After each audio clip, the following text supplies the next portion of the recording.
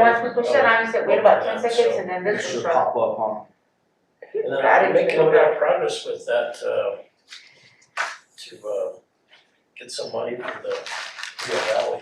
We're kind of working on it, so. This up here. Yeah, and where's the. Ooh, get you're together all- with the, Golden man. all these crickets? You? I don't know, it almost seems like Joanne was working that, because it almost sounded like from her email that she was, and it would make sense they would know each other, because they're both Yeah, Santa Fe players, you know, so. and no one him for some time. Yeah, So, I've been to Northern a couple times. Both times I've been there, see him walking around, talking to folks, oh, he yeah, seems like he's really engaged, so I was gonna mention that tonight. so let's see what the plan is, but, I understood that we were supposed to get with Joanne and have that meeting with you. Okay, Resolution. let's talk about it, with her when she comes, you know, so. No, it's pretty good, it sounds pretty exciting. Yeah, yeah. Just dust this in the trash.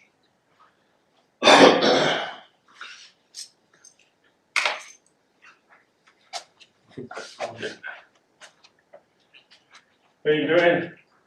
Good, Mr. Cheta. Good to see you. You too? How's everything? Okay. Stay busy out there. Yeah.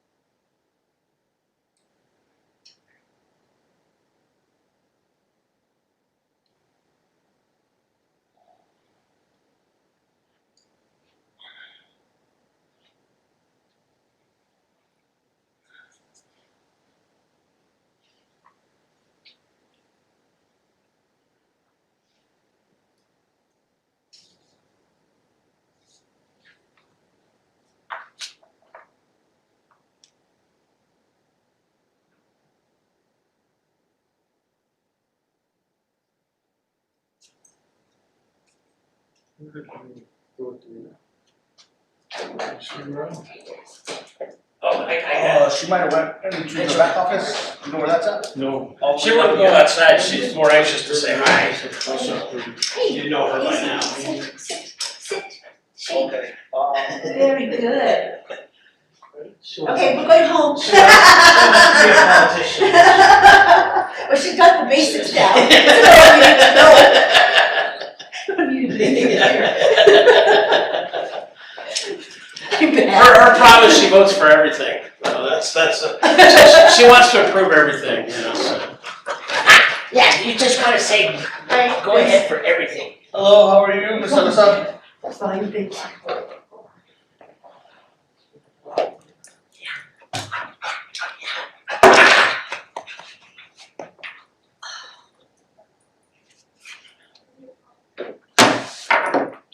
Oh, it's cold out there. Yeah, cold and windy.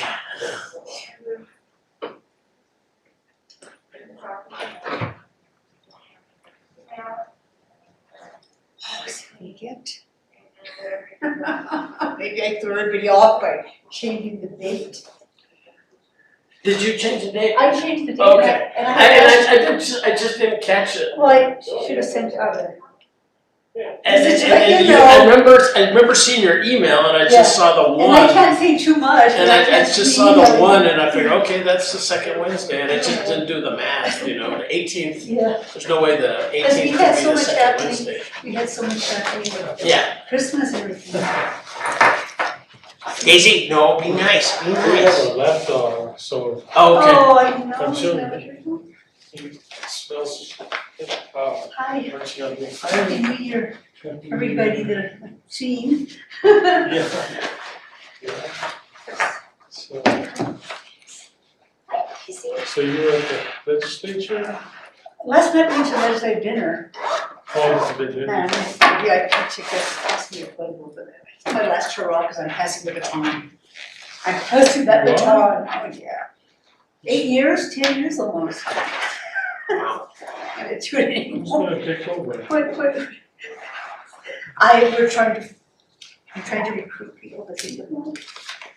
You sure you wanna do it again? No, it's, and Hello, commissioners. Can you hear me? then now we have another Yes. presidential race coming up in 2 years. Yeah. So I have to deal with all Okay, that. I muted it 6 now. months from Okay. now, never a break.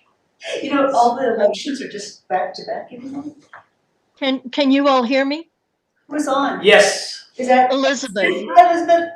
I am still recovering from COVID, but I'm I was on just- here on Zoom. You doing okay? Yeah, I had a much easier case with having the vaccinations, but I look awful. I'm sorry, but I'm Oh. still recovering, but I'm here so I can do the minutes. Just record them and then don't even worry about being away. Well, it's easier if I can see you, but if I start feeling bad, I'll get off. Okay. I loaned my fancy digital recorder to Lou so she can use them for all the meetings. So she has that to use. Is she here? No? Yes. Yeah. Well, let's hope we get a quorum. There's only 3 of us right now. Yeah, I hope so.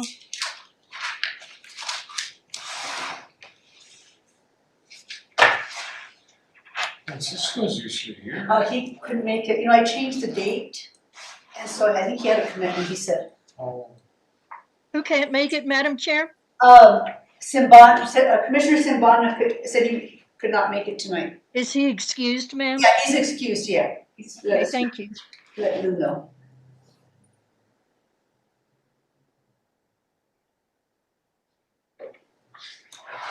where does he have his office? I don't know, I think in Santa Clara. He works out. I'm of not the- sure. I'm not quite. Francisco? Yeah, He was, I thought it was Santa Ana. He was no, Santa I think he's Clara? Santa Clara, Okay, yeah. okay.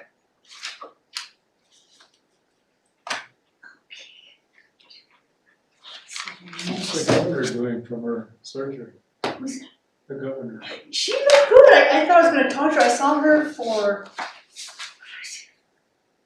the ball, you know, and she was fine and she was gonna have surgery. And then yesterday I noticed I didn't go to the roundhouse, but in her speech, she looked good. She walked okay. And Yes, then Lou. yesterday, it was like 200 or 300 people. She was fine. I I thought she was gonna maybe have crutches or something. Yeah, or it's a wheelchair. Did she have an operation or? No, yeah, she had a knee replacement. I don't know, I don't know. Something with her knee. We thought it was a I thought it was a replacement. replacement. Wow. Beautiful, see? That's a full month It's at running least your to own start personality, walking yeah. again. Even with a cane and a walker Yeah, so I'm not and quite crutches sure or whatever. what happened.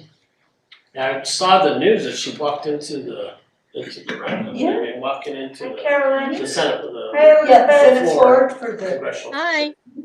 Welcome, Sabrina, did you Elizabeth. see? Hello, good evening. That's for the other healthcare, you know, as a, Hi, she got Carolyn. it as a, Hi. she was, US, Now, I think when Carolyn talks, US representative, when she was in Oh, Congress. oh, yeah. And I think they keep that so that we lifetime. can see her. That's my understanding, so I think. Ms. Harrelson, what is your title? There, She's gonna do. did the first Hi, year. so- I am with the Retail Coach, so I will be giving a recruitment update on our progress with the Retail Coach. Okay. Oh, you're with Retail Coach. Okay, thank you. I Yeah. just want to put it on the minutes. Yeah. I'm the stenographer. Carolyn I haven't heard from anybody else, let me check with Genevieve. Harrelson. Thank you, Carolyn. Maybe she can join us by phone, Zoom. Is what I'm gonna do. I'm gonna bring it back down here. Sometimes that does So the only thing that's up there right now is the agenda. Okay, and so what we're gonna do, So when Carolyn is gonna go on each, then I can go ahead and put the screen back up. right, and all you Put do this is just, screen up. you just drag it up there, okay? What you do is you grab that edge and you just drag it up there. And that way everybody can see her when Miss Carolyn talks. Okay. Miss Carolyn, are you gonna share your screen or share any images with us? I am going to share my screen. I'm going to share a presentation and I'm going to walk you guys through that presentation when it's time for me to present. I have to go ahead and apologize to the committee and everyone that's on the call, I'm a firm believer that you should be in a meeting in person. And if you cannot be in a meeting in person, you should turn your camera on, especially if you're giving a presentation. But I had a freak accident about a week and a half ago, and I ruptured my Achilles tendon in my leg. And so I had surgery to reattach that tendon. And I am about a week out from that surgery, and I got my cast off yesterday, and they fitted me with this, I call it a torture device, but it's an orthotic. And so I'm not quite camera ready, but I will certainly share my presentation, just not my camera. But I'm so excited to be with you all. Thank you, we're about to start. Thank you, Ms. Carolyn. Mayor, Madam Chair, who just arrived? yeah, he did make it, so he's here. Okay, so now I can go ahead and. Madam Chair, is that Commissioner Sambana? Yes. Yes. Recording in progress. Oh, good, okay. How are you all? Hello, Mayor. And I just need to tell you all, the mics in this room work very well, so be careful what you say. It's all What good have I though. said? Huh? It's all good. It's pertaining to last week's incident, where you can watch the whole video. Oh, yeah.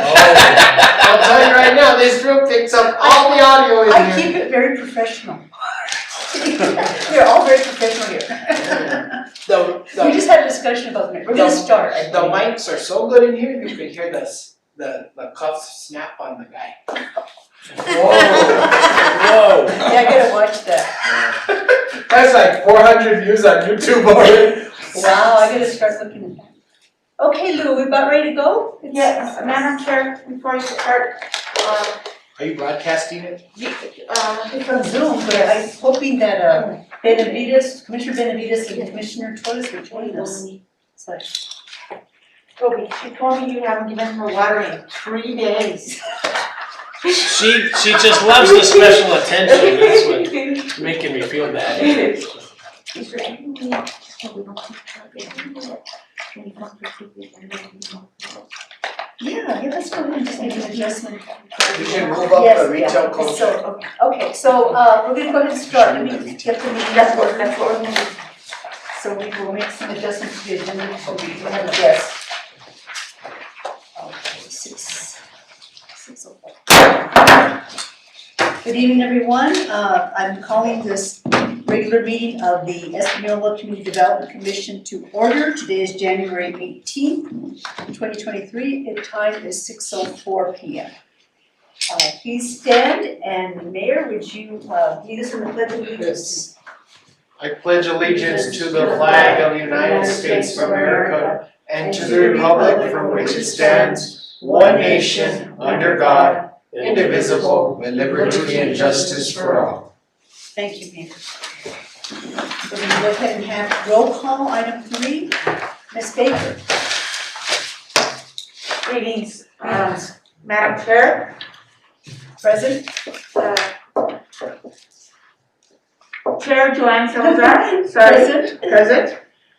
Commissioner Floyd Archuleta, Present. Commissioner Justin Salazar Torres. Let the record show, he is absent. Is he on Zoom? Okay. Mr. Toby Behill, Commissioner Toby Behill. Present. I'm writing this down, give me just a second. Commissioner Francisco Simana. Present. Commissioner J.R. Trujillo. Let the record show he's absent. And Commissioner Denise Benavides. Is she in Zoom? Did you welcome her? No? Madam Chair, you have a quorum. Thank you, Ms. Baker. We have a guest that was, we had talked about the agenda, of course, on Friday. And what I'd like to do, because we have a rather lengthy updates on the discussion part, I'd like to entertain a moment before we have the approval of the agenda to consider having our discussion item perhaps come in before as item 5. Just the one item, if we can do that. Is that correct, Elizabeth? Yes, ma'am. Are you talking about moving the update for Retail Coach Retail Coach up to item 5? Is that what Yes, you're and then saying? I'll just continue Yes. the agenda. So that way we can have our distinguished guest give us an update on the retail coach. She's on the Zoom. Thank you for joining us. And so I'm ready to have approval of the agenda with any changes. Madam Chair, You just need to to approve this. move the approval as amended. As amended, okay. That was my motion. Commissioner just made that motion, Ms. Martin? Commissioner Yes, Commissioner Floyd Vehil. Ursuleta Oh, Floyd, okay. just made the motion to approve as amended. I second. Okay. And Commissioner Toby Vehil has made a second, so all in favor? Aye. Aye. Any abstentions or nays? Motion passes. So having said that, we're gonna go ahead and Ms. Baker, would you introduce our guest? And Absolutely. yes, thank you. Thank you, Madam Chair, members of the ECDC Commission. Thank you all very much for being here tonight. We are very honored to have the Honorable Mayor Vehil. Thank you, Mr. Mayor, for taking time to be with us this evening.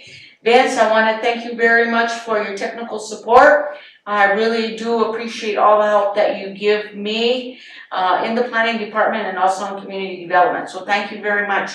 With that said, I would like to just kind of brief you on the retail coach. The retail coach was introduced to the city of Espanola by the city manager, Mr. Jordan Yahtzee. Mr. Aaron Farmer came to our community, he flew in and we met with him. And Mr. Farmer has an extensive amount of experience in connecting the dots, in looking at communities and determining what is the market for a community, and then going out and working with corporations and small developers and large developers to bring those kind of commercial retail services to a community. Mr. Farmer is on travel this evening, so Ms. Caroline Harrelson is going to make a presentation.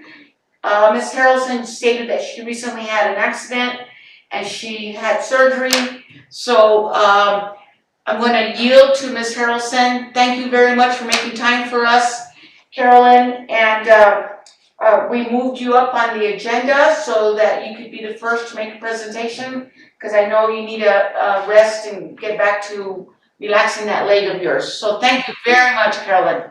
Yes, thank you all. Thank you, thank you, thank you. And again, I'm a firm believer that if you cannot be in a meeting in person, you should certainly be on camera so that all meeting attendees know that they have your full attention and participation. But again, I had a little freak accident 2 weeks ago, and I ruptured, just snapped a tendon in my leg. So I had surgery to reattach it, and I cannot walk or drive for the next 4 weeks. And I'm a little slower being able to sit in a chair without propping my foot up than I anticipated.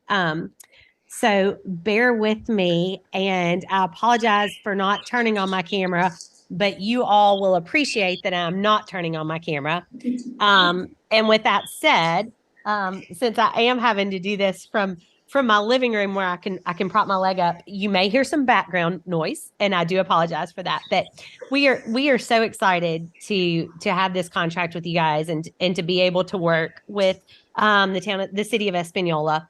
I am especially excited to be at this meeting because, like I said, I am not able to get out and do as much as I've been used to for the last 2 weeks. So I'm super excited to be able to be at a city council meeting where I feel like I've got a tiny bit of normalcy.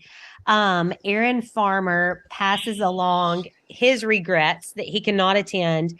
He is actually en route to Dallas for the ICSC conference that is for that area, which certainly encompasses meetings for Espanola as well, as is the rest of our office, actually.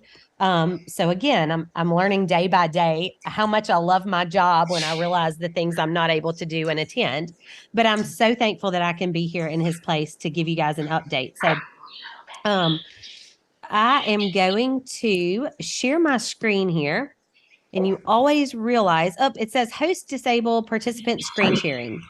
Do you think maybe I could share my screen. We're working on it. That's okay. You always realize how technologically inept you are, or I realize when I try to share my screen and it takes a few minutes.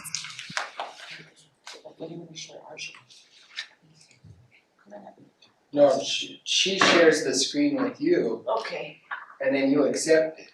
okay. So I think the host would go into settings and allow screen sharing. I think that's what they're working on, Ms. Harrelson. Oh, perfect. Perfect. I don't know. I put it once. And then here.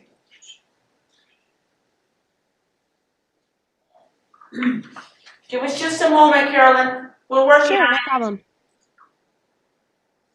problem. And I'll just tell all of you while we are waiting, a little more about the conference, which you'll see in more detail about the Go conference. ahead and try and share your screen.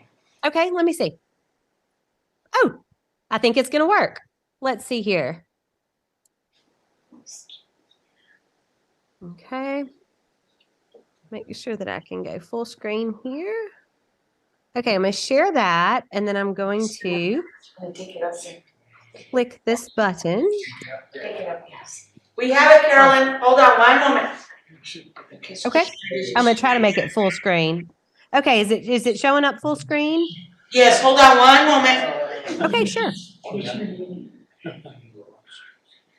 Got it. So what we're gonna do, hold on, don't click anything. So what you need is gonna grab this. And escape. Where's my mouse? White up here. Okay, so that's it. So, looks like we're gaining. Okay, got it. Okay, we have it, Carolyn. Great. Okay, so we started our contract, the retail coach, with the city of Espanola, I believe mid-August of last year. And I want to give you a little bit of a timeline of how we work and what phases we complete during that timeline. Let's see here. Okay, so this is what we call the Retail 360 process. In phase one, after Aaron Farmer visited the market and we signed that contract with you guys, he comes in and we come in as a team and he brings all of that information back to us. And we really spend some time analyzing the market. We look at best use, worst use for different sites.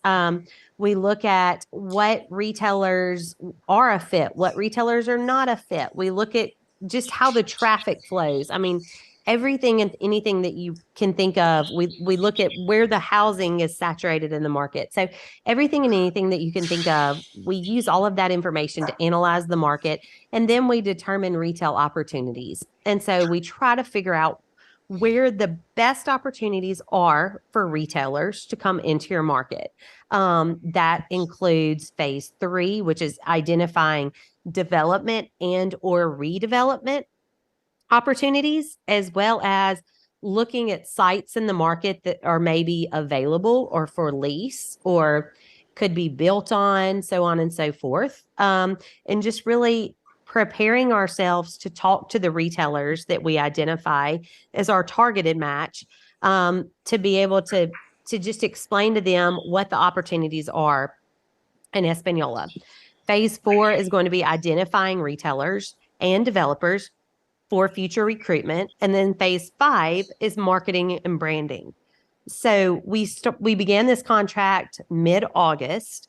In those last 6 months of 2022, we completed all of those phases and analyzed the market, determined retail opportunity, identified development and redevelopment opportunities, best sites for potential, retail development, identified the retailers that we really want to target that we think are the best for your community, and then also did a number of marketing and branding, which I'll show you in a minute what that looks like. And now we are on phase 6, which is recruiting retailers and developers. So just in the last 6 to 7 months, We've really gotten into the meat of where our contract is and what we are doing for you all. And it's really exciting to see the feedback that we're getting. And I'm going to get a little bit more into that as we go forward. Let me see if I you can can zoom in the screen a little. click down. Can you see? Is there something I can do on my end that would help? Maybe zoom in your PDF so it's a little bit bigger, Caroline. Mm-hmm. Do you see just one are you seeing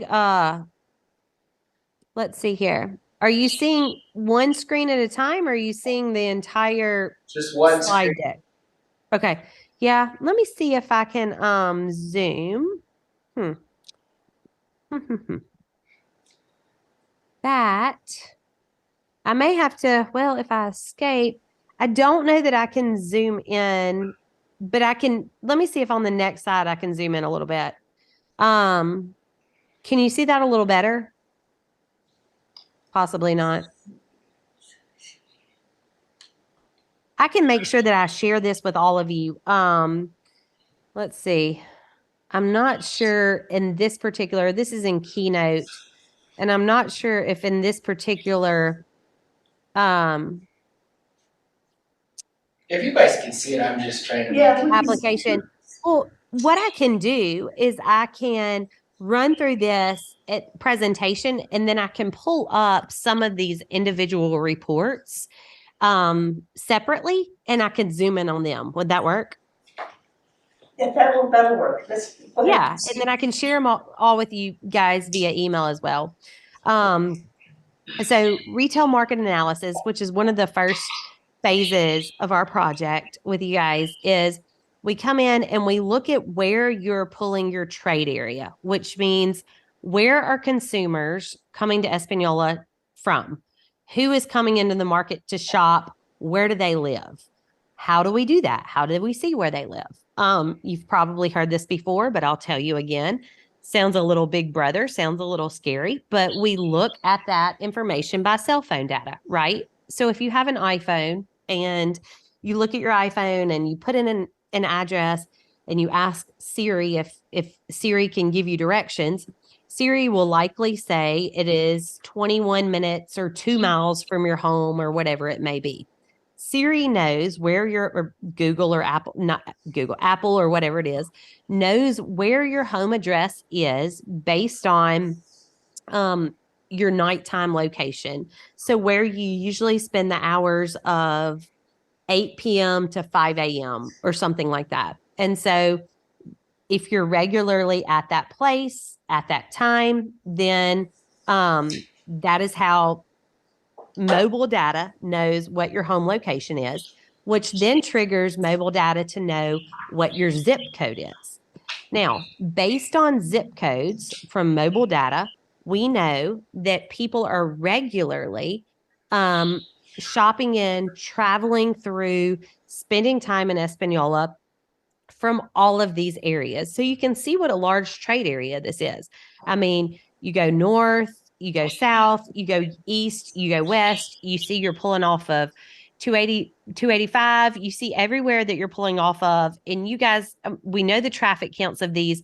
We know that these are busy areas and well-traveled. And we know that you are a shopping, I'm sorry. I think my daughter just walked through and dropped something. We know that you are in a shopping area, or excuse me, in a traffic count area where people need to stop and need to get goods and services, right? And this tells you where those consumers are coming from. So that gives us an idea of what your trade area population is. When we speak to retailers about Espanola, we don't want to say what your actual city limit population is, because that does not speak to retailers. Retailers know exactly how many people they want to see from a trade area and what the population is that they need to be sure are going to shop that trade area or eat in that trade area or that market day by day or week by week.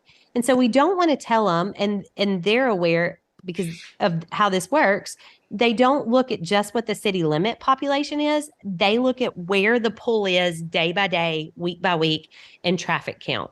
And so we're able to do this by this heat map from mobile data.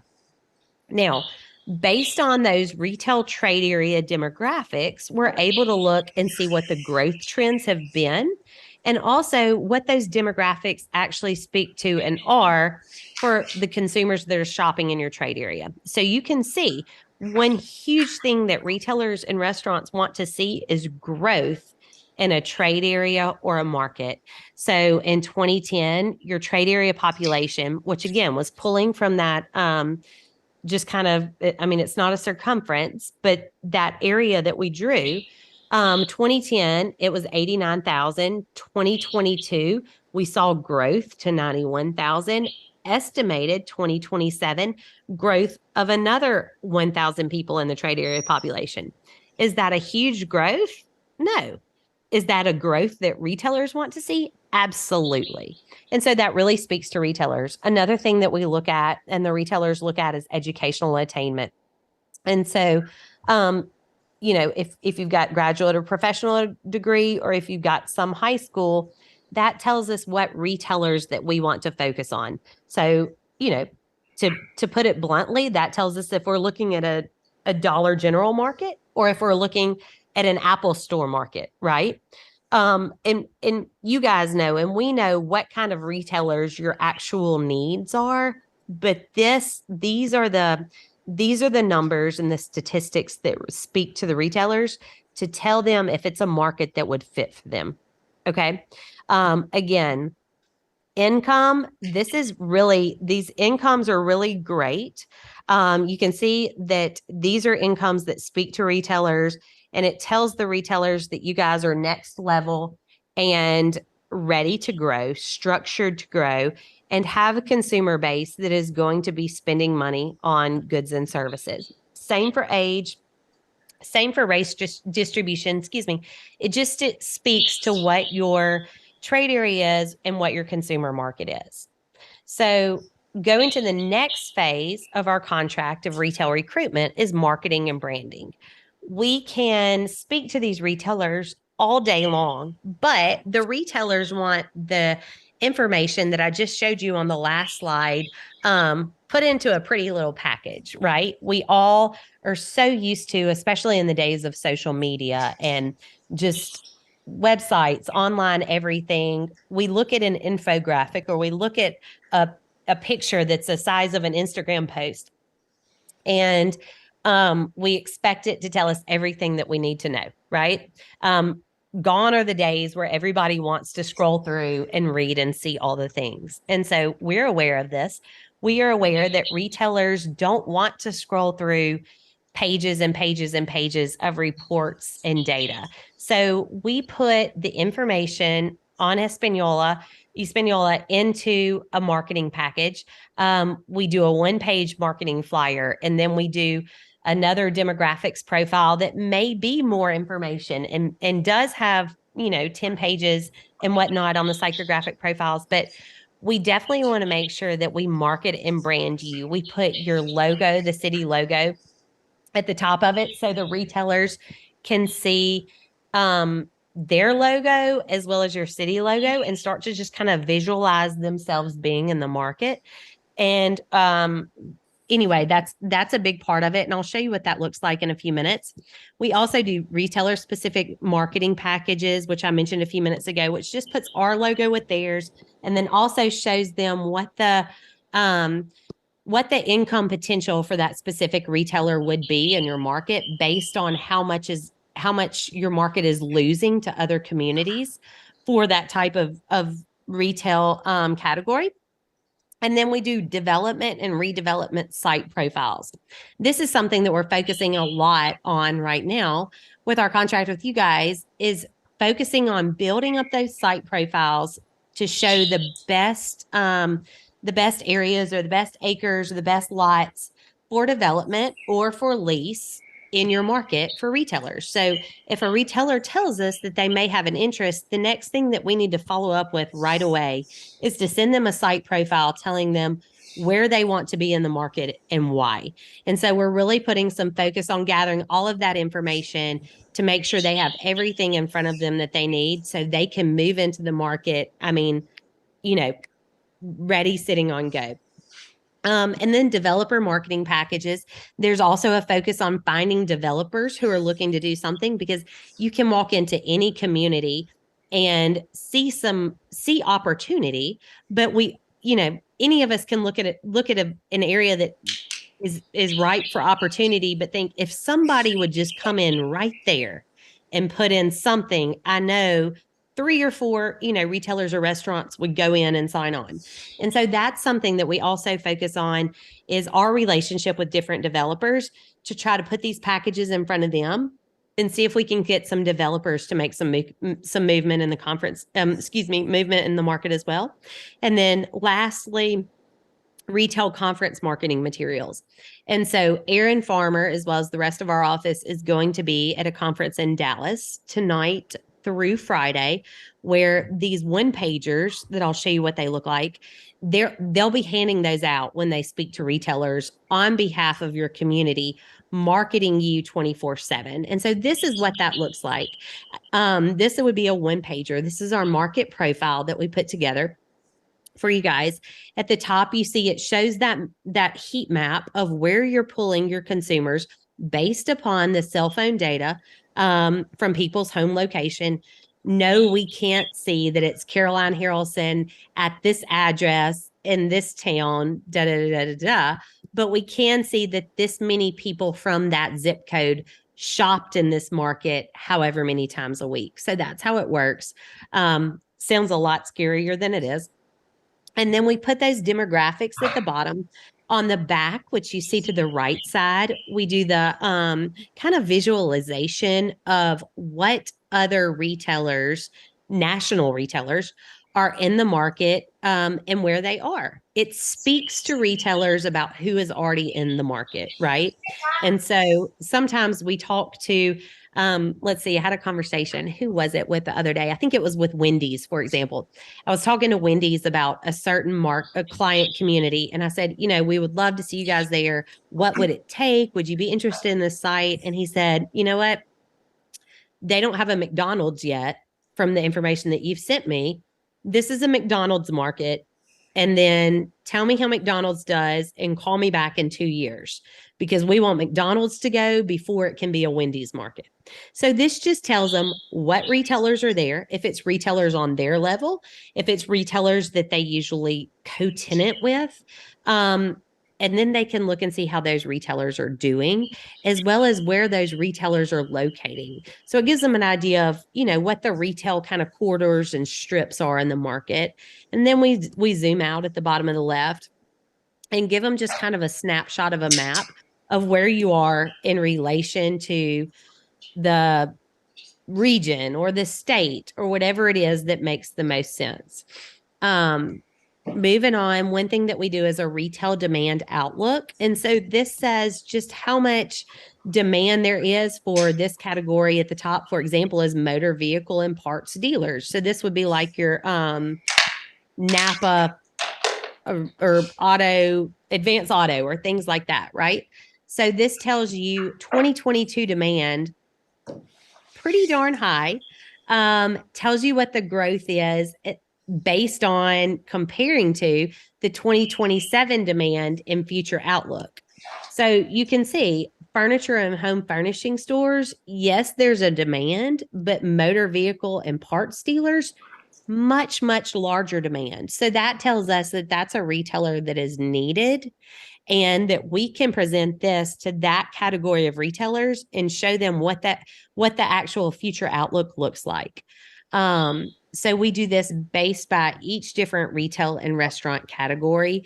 And again, the numbers really speak to the retailer. So I'm not going to go to a furniture company, because although we would all like to have a, furniture place to buy local, I'm not going to go to them and show that they're probably at the bottom of the demand. I'm going to go to the ones that are actually need-based in here, where we know that if they locate in Hispaniola, then they will have longevity and be able to stay in the market and not have one of those flip-flop, come and go, always turnover retail buildings. And again, same for some of these other categories. We do it by clothing, sporting goods, general merchandise, office supplies, food services, you name it. So these are just a snapshot of the reports that we put together. Whoops, I'm going backwards. That we put together as we are doing our market analysis. Another thing that we do is we look at these cell phone analysis reports, and we've done this on Walmart, Lowe's, Chili's, and a couple of others so far. And on my screen, I'm not sure. Can you guys see the right side of the screen? It's showing estimated number of customers, 110,000. Can you see to the right of that? No, Carolyn, Okay. it's truncated. I'm gonna, yeah, it cuts it off on mine too. Let me see if I can escape and scroll over. Give me just a second. I apologize. Okay. Okay, can you guys see that Yes. a little better? Yes.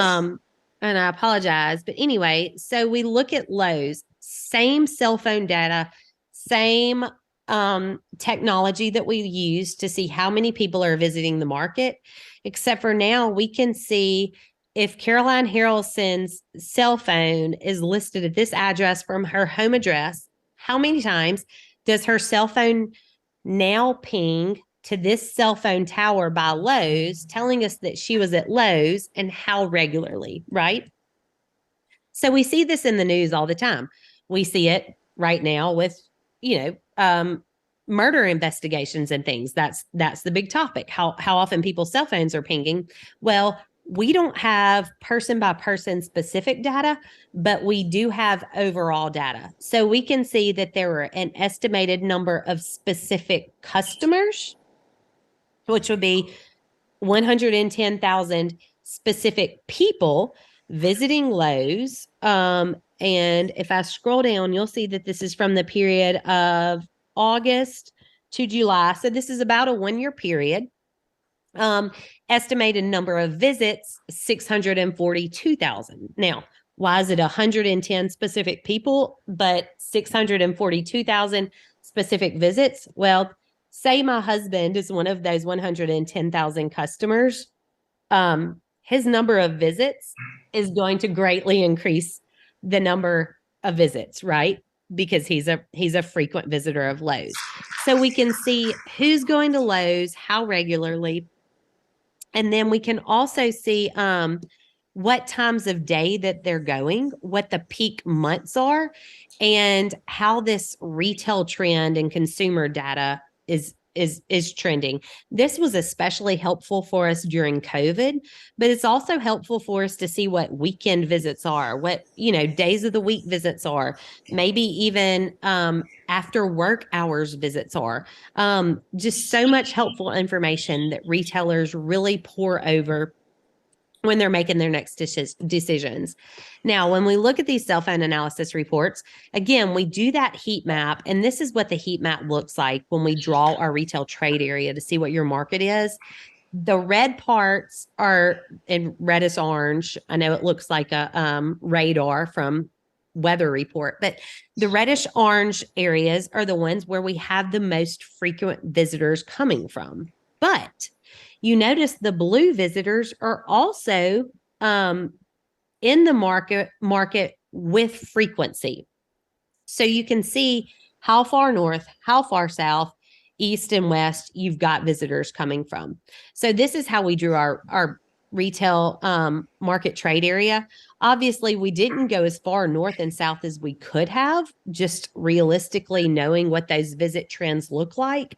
But you do have retailers coming from all over because you're a perfectly situated and positioned for people to come in, grab what they need, and then head back home or on their next way or on their next route with some pretty frequent regularity. And I know you guys are short on time, so I'm going to try to wrap it up. Recruiting prospects. I'll zoom in on this a little bit.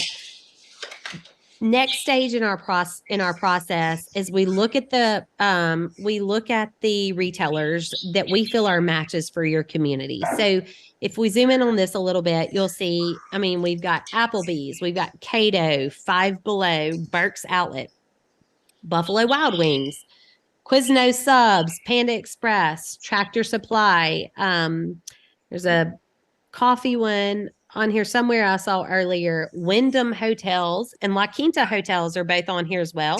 It's Hibbett Sports, Jack in the Box. And so we're all over all of the retail categories, but we look at what retailers fit your demographics and are growing in your areas. And we start with this retail match list for our target list of who we're going to recruit to the market. Now, how do we recruit to the market? Here's our process. All of the above is my short answer, but we do intro emails to introduce them to the market. That RMP e-message is sending them that retail market profile, that one page front and back flyer that I showed you earlier that's got just the different snapshots.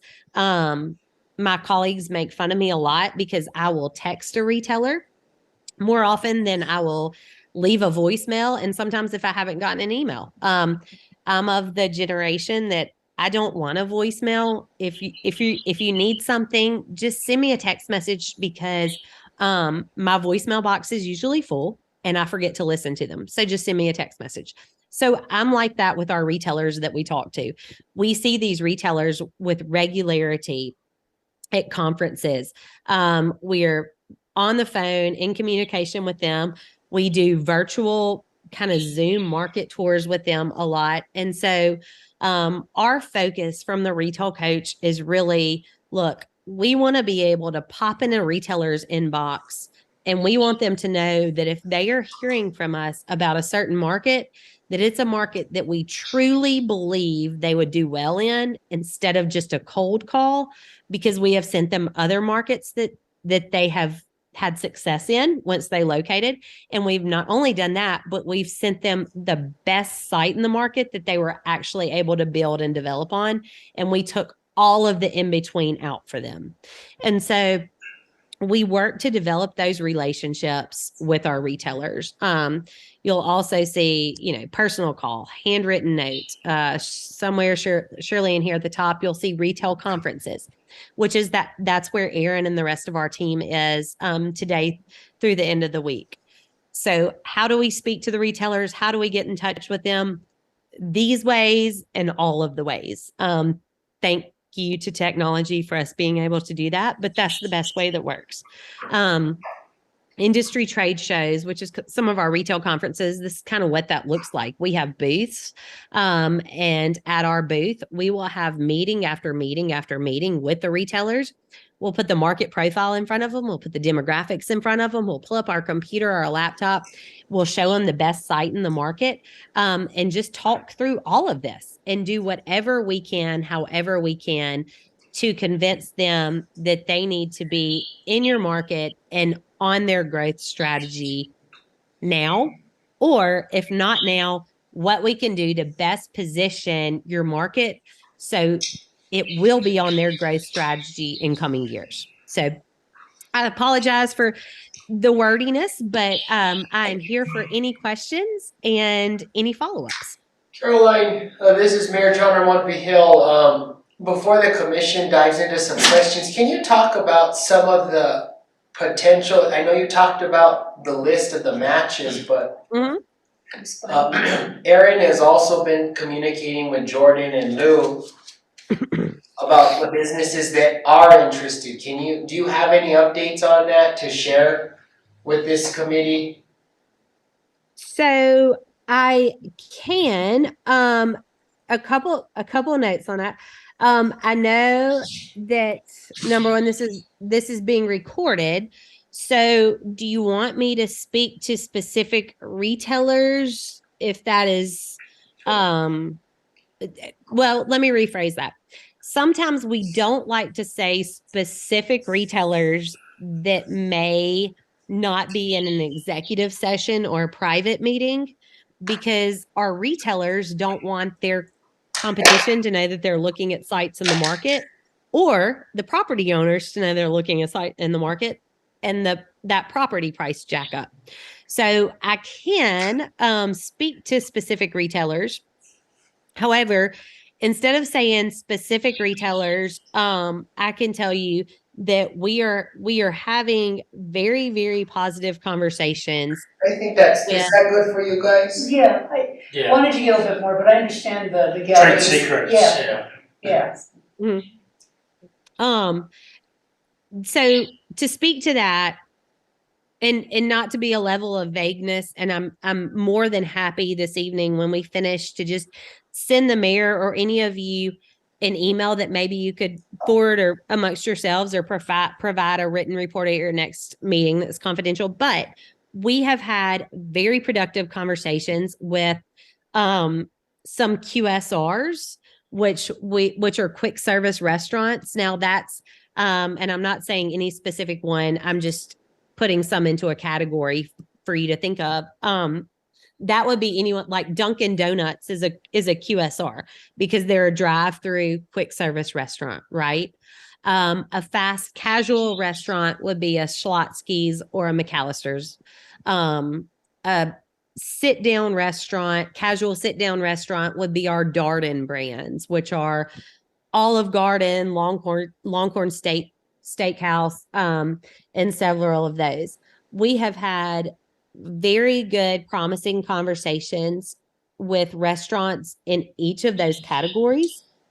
We have also had good conversations that are progressing and that are retailers that are showing interest with what I would call, or we call, some of our big box retailers. So your retailers that are going to come in and fill a space or ask for a ground lease or build to suit space for, 10 to 20,000 square feet or more, right? And so as these retailers have interest in the market and or locate in the market and grow, then it becomes more of a market that's a destination for consumers as well. And I can pull up my email and I can look and I can see what those specific comments have been, but just without being, I don't want to be too vague, but we've had really, really positive conversations with retailers in the market. We've had a very high level of interest. And right now, our main goal in quick turnaround is making sure that we have the best site profiles and the best finger on the pulse of what are the best available sites, immediately available for lease, and or developable sites for us to share with these retailers, and or sometimes we try to match make, so to speak. So if I know that I have a retailer who would love to be the main anchor of a shopping center or a strip center, then we try to kind of say, okay, if you would go in this location, Firehouse Subs is also interested, and this shoe show is also interested. If I can put all of you together, then we present that to a developer and say, hey, here's a perfect site. We have 5 retailers that are interested. Would you want to do this deal? So that's kind of where we are right now, is taking the interest that we have and either pairing them with the best sites in the market and or trying to make the best co-tenancies and co-tenancy opportunities so that we can present those to developers. And as I mentioned, our team is at the Dallas ICSC show this week, tonight through Friday. And then another one that we have coming up is this ICSC conference in May. That is the biggest retail conference of the year, hands down. And so in May, we will be well prepared to have all of these meetings with all of these retailers and really lay everything on the table for everyone that has been interested. If that kind of helps answer your question. Yeah, thank you. I'm going to just ask a question and I'm going to open it up to the commissioners. So my question is not, it won't be divulging anybody, but are there any grocery store outlets that are interested or that you're talking to? Especially here on the west side, that's been one of the, Yeah. Okay. That's a really good question. So I'm sharing my screen. And so I don't want to go to my email to look it up. So if you will give me just a minute, So I'm pulling I my think you've email answered up. my question. Ms. Harrelson, you This is answered my new to me, question. I'd like to hear this. Oh, this is new to the mayor. I'm pulling my I email up changed to my see mind. if I could scroll through my Looking at email it. real This fast. is new to me, I'd like to let's hear this. Give me just a second. I don't want to share my email with specific retailers, but I can tell you by looking at my email, who we've reached out to and what their responses have been. Let me see here. I'm sorry.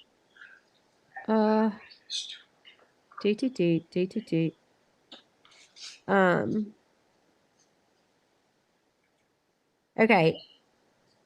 I am not seeing a specific response from a grocery store. Didn't you ask about grocers? Yeah, but, food markets, yes, but, Food markets, yeah.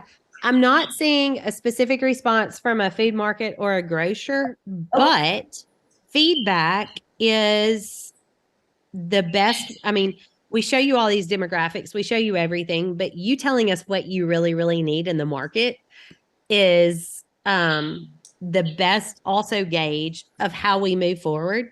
So if you look at these lists that I just scrolled back to of who our target retailers are, now that I look at the list, I'm not sure that we actually have many food markets on here. So that tells me that I need to make sure that we put a big push and focus, number one, while my team is at this conference the next couple of days, please. but also moving forward on food markets and grocers. If you guys feel that's a really, really big need in your community. It is on the So- west side, is what we've been told. Yeah. So, I know that's one of the Yeah. priorities. Thank you. Yeah, Okay. I'm going to make sure that we follow up on that. And next time I talk to you, whether in person or with my camera on, I will have a good answer for you. Thank you so much. I'm gonna go ahead and open it up now to questions from the commissioners. And I think I recognized Commissioner Behill.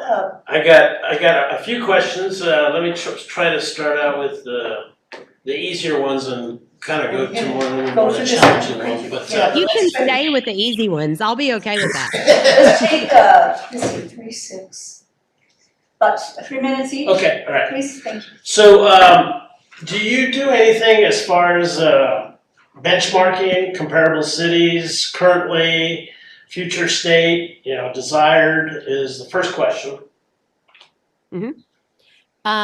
Yes, we do 100%. We look, as far as benchmarking goes, we look at communities, your size, your demographics to see what retailers they have, what retailers you don't have, what retailers we can recruit based on what, who they have, it's similar communities. Is that in your report? Is that in your report? Yeah, that's a really good question. That is not specifically in any of our written reports. However, it very much goes into our thoughts and our thought process on analyzing the market. And one thing that we do a lot of, if there is a need for it or a request for it, is regional and local retail recruitment.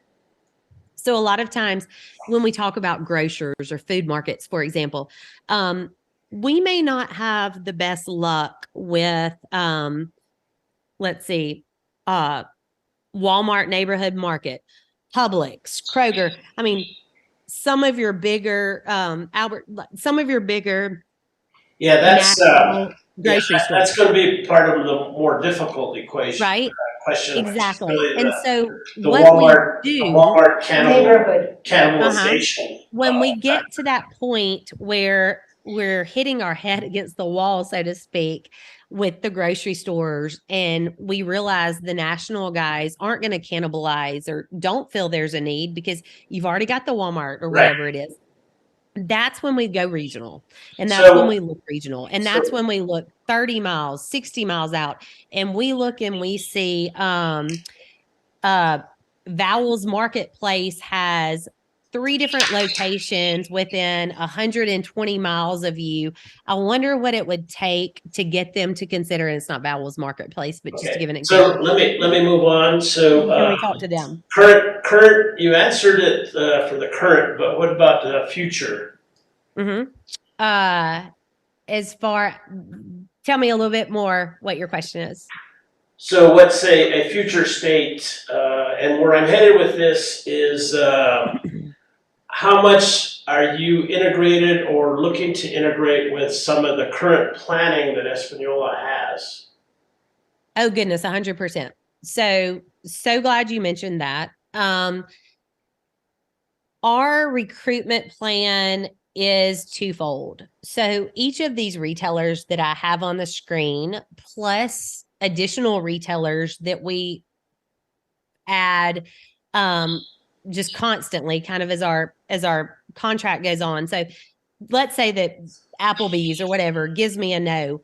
I pivot and I turn to another casual sit down restaurant that I think is of similar or equal value and does things in your area, right? So we're constantly pivoting and or recruiting or looking for retailers that may be a great fit and maybe looking to do something in your market, and that we could recruit to your market for calendar year 2023. Or reality is a lot of these retailers know already what they're doing in calendar year 2023.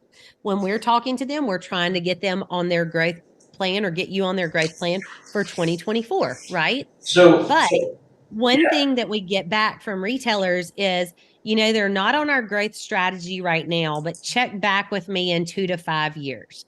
Well, that tells us, number one, we need to make sure that we know what your plans are and what their plans are, so we can align those plans in 24 months. So if you have a growth strategy, or as I'm speaking to the planning commission, what your plans are in 24 months, that is the best and most relevant information that I can share with those retailers that we want to keep us at the top of their list for growth plans. Okay, One more question and then we'll go on to. I'm good. Go ahead. Are you sure? Yeah. You have one more? Okay, thank you. Anybody else have questions for Ms. Harrelson? Albert, you're from? Okay, I recognize Commissioner Archuleta. Thank you, Madam Chair. In conversation with the people in our communities, the kind of feedback that I get and what people would like to see are clothing stores, and also competitors to, well, we mentioned Walmart, like Targets, and then also, of course, restaurants. There's a lack of restaurants right now. The big one, just so you know, and it's been mentioned already, but the groceries, the supermarkets and that kind of thing. But so that's just to give you some feedback. But I wanted to ask you, have you encountered any negativity, things that we need to do to improve our chances to attract these people? Those kinds of things. I mean, what's the negative things about our community, if any? Great question. So I have not encountered negative things, so to speak. We had one, Caroline, we did.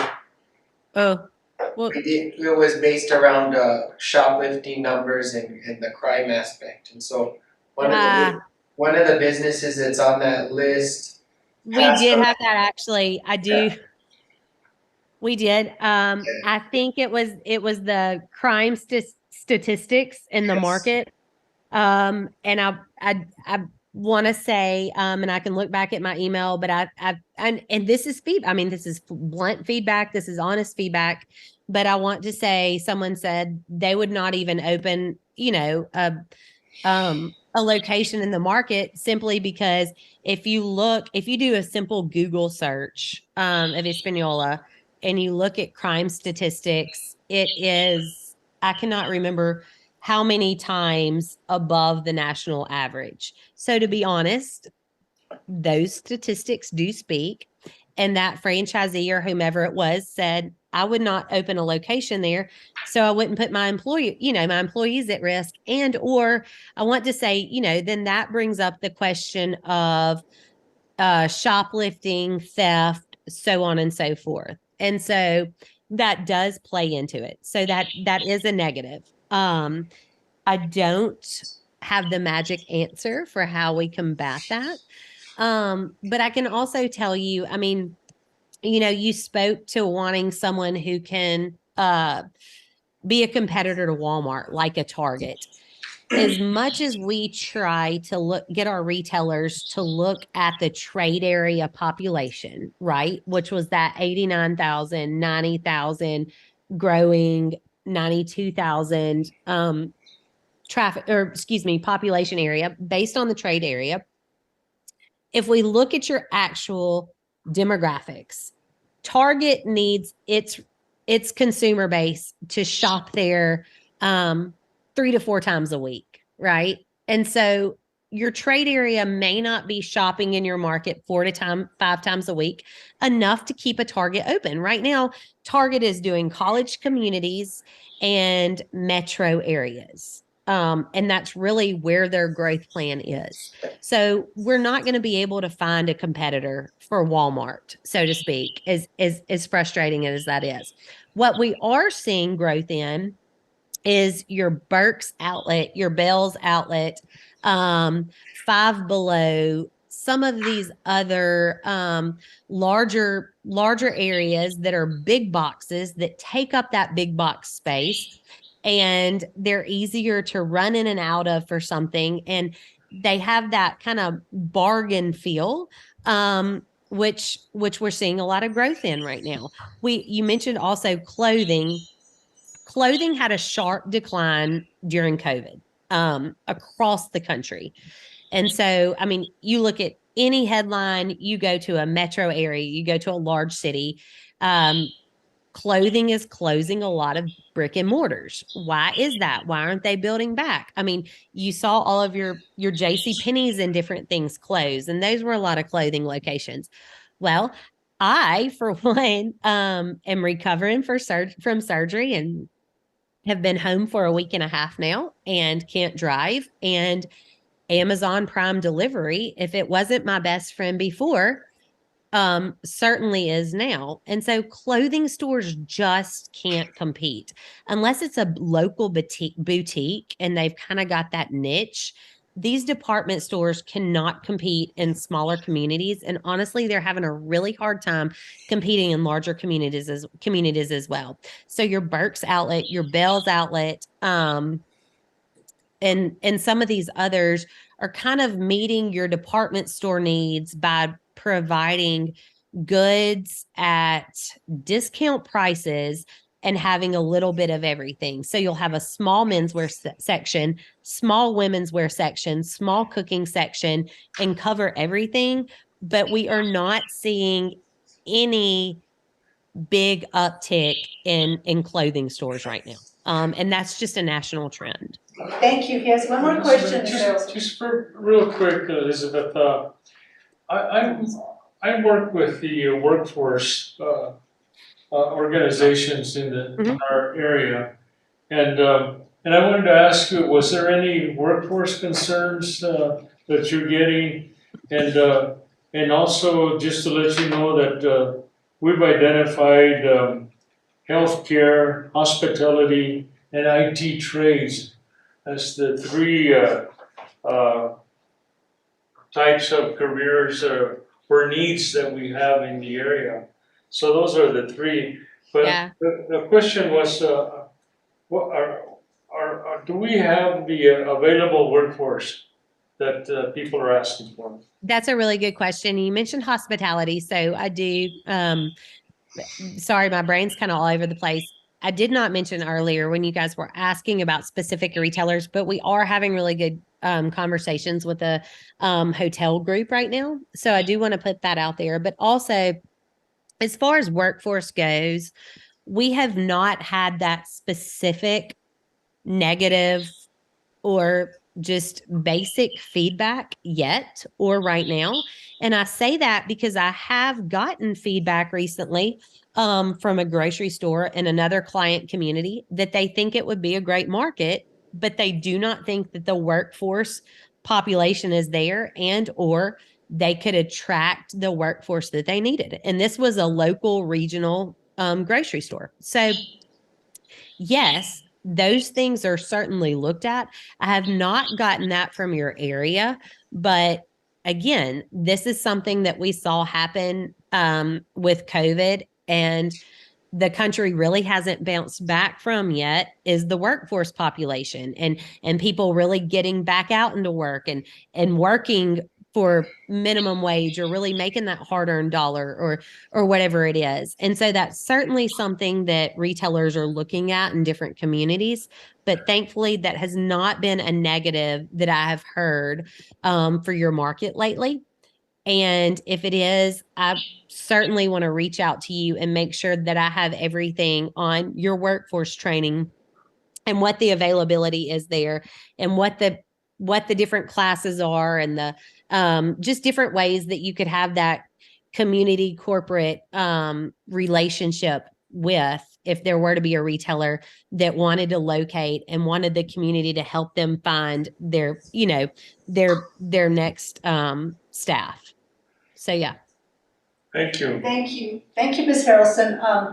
We really appreciate your being with us today and giving us the update. I understand you can't give us specifics on some of the actual retailers, but we appreciate the update. And I think, having said that, we've got quite an agenda to go through tonight. So unless you have questions of us, we'd like to go ahead and thank you again for your time.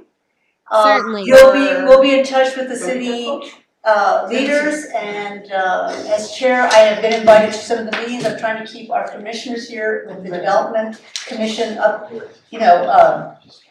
always advised as to what's going on with this particular contract. So we appreciate your time, and we hope that Mr. Farmer has some good outcomes tonight and this weekend, or wherever he's going to be in Dallas. So.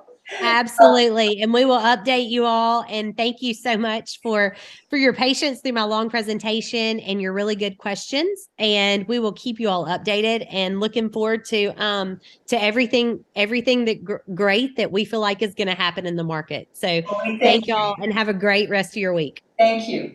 Bye. Bye-bye now. Okay, so let's go ahead and proceed. I'm going to go back to our item 5 is now 6. So I'm going to just give a minute because we have another hour here, and I wanted to give enough time for the discussion. So what I'm going to ask the commissioner to do, if you look at the discussion items, if you could stick to the discussion items and not necessarily bring an update about that particular issue on your update, unless it's something, bring something different on the update. Otherwise, we'll have the discussions of where each of you have been kind of focusing your energy. So having said that, I did have a quick note that I made, and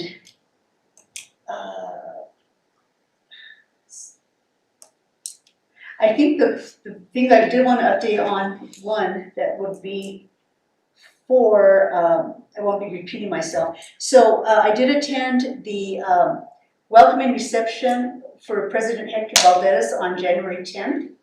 And all the attendees there had a chance, this was in the Espanola campus, and I think today we had one in El Richo, but we had one in the Espanola campus on the 10th, and it was open to the public, so I attended, and all the attendees pretty much had a chance to visit with the president. So I did mention that we had about our commission work, and we were hoping to engage with some discussions around workforce development, maybe coordinating with Toby, Commissioner Vigil, and so he's very interested. I said that we did have, which Mr. Vigil will talk on in a little bit about the resolution. So he was very happy, and I'm hoping at some point we can set up a meeting with him after today's meeting. Okay, so having said that, I'm going to wait for my other updates. It would be then basically with item number.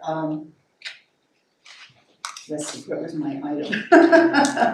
Oh, item B. So I'm going to go ahead and yield to the next commissioner who would like to give an update. Mr. Simpana, Go in the other direction.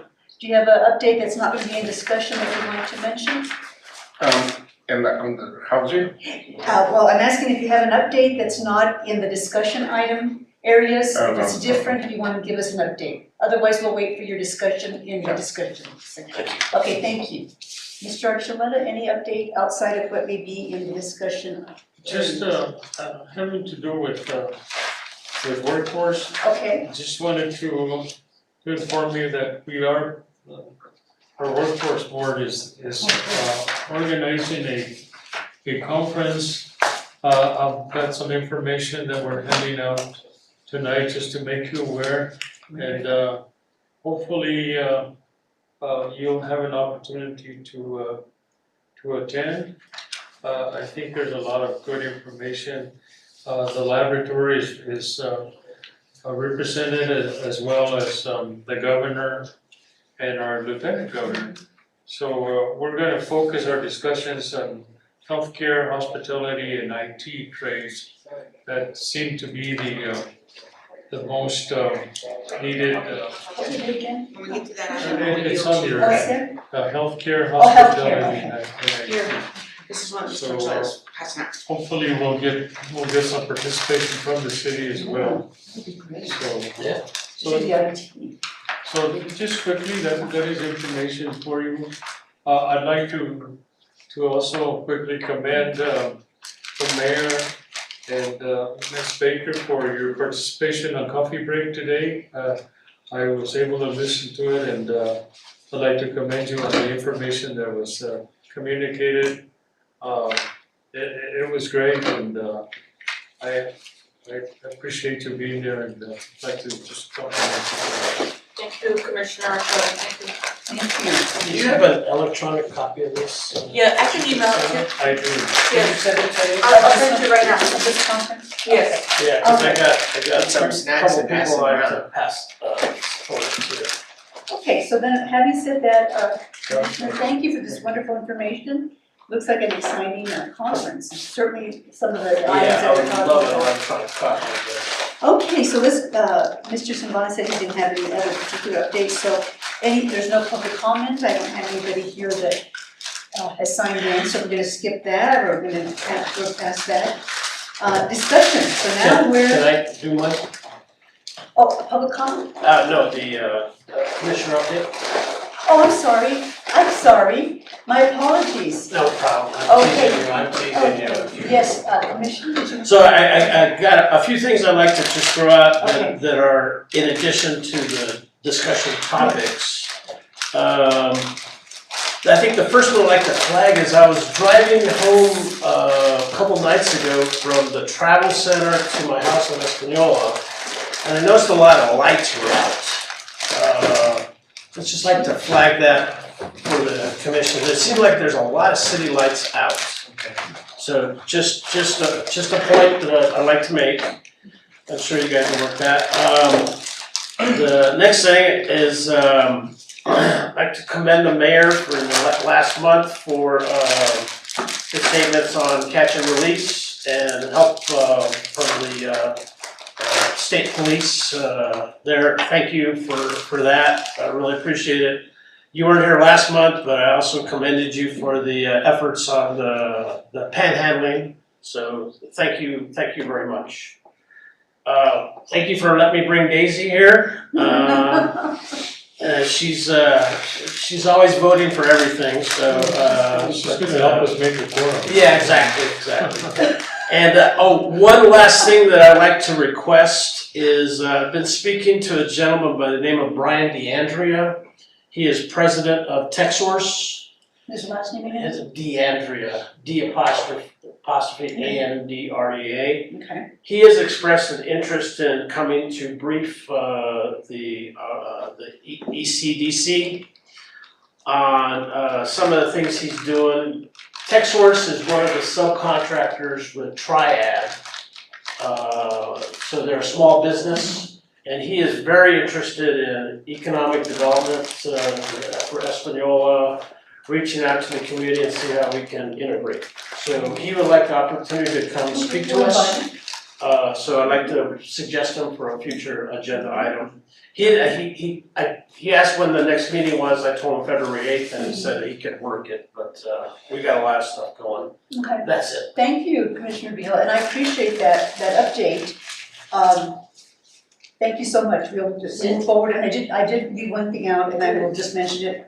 So Elizabeth, on my section, I did have a discussion with Land Commissioner Stephanie Garcia Richard on coming to a meeting, and we're hoping to get her on February Okay, but I'll see and find out. okay. Okay, thank you. So let's go ahead and we're in the main item discussion area, item A.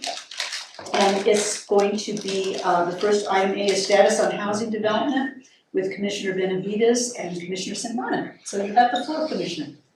Thank you, Madam Chair. We had a meeting with the Santa Fe Civic Housing Authority, and I thought the meeting was gonna be in person, and Commissioner Benavides ended up just being on the Zoom meeting. A little bit, we did not discuss if that was gonna be in person or Zoom, and so it makes it a little bit difficult when you are not in the meeting at the same time. So when I started the meeting with the Santa Fe Housing, they present, and I believe I forward all these electronic copies to you, and I thought then probably you would have sent it to the rest of the commissioners. I don't believe it. Last month. Did I send it to you as well? Because I believe I sent to both of you. It's the resolution. Oh, I have that, yeah, I have that. Yeah. And I actually asked a representative, Councilor Commissioner Benavides, when she presented today, if she wanted us to have handouts, and she said, no, she would just give a verbal update. So we didn't print them. But you certainly feel free to say what they were, we can probably get copies at some point, but since it's. Is it this resolution that we were talking? We had we don't have that front page, Is it this Commissioner? resolution? No, he sent us resolution, Oh, no, this he is sent about one us with Northern. resolution from Civic Housing Authority of Santa Fe. Okay. The former or the current or past agreements and what has to be updated. So if you can speak to that, we can make sure that commissioners get a package. In 2009, the Española Section 8 low-income housing was transferred to the Santa Fe Housing, Santa Fe Housing, because the inability to operate that. The city council at the time, they approved the transfer, and we transferred about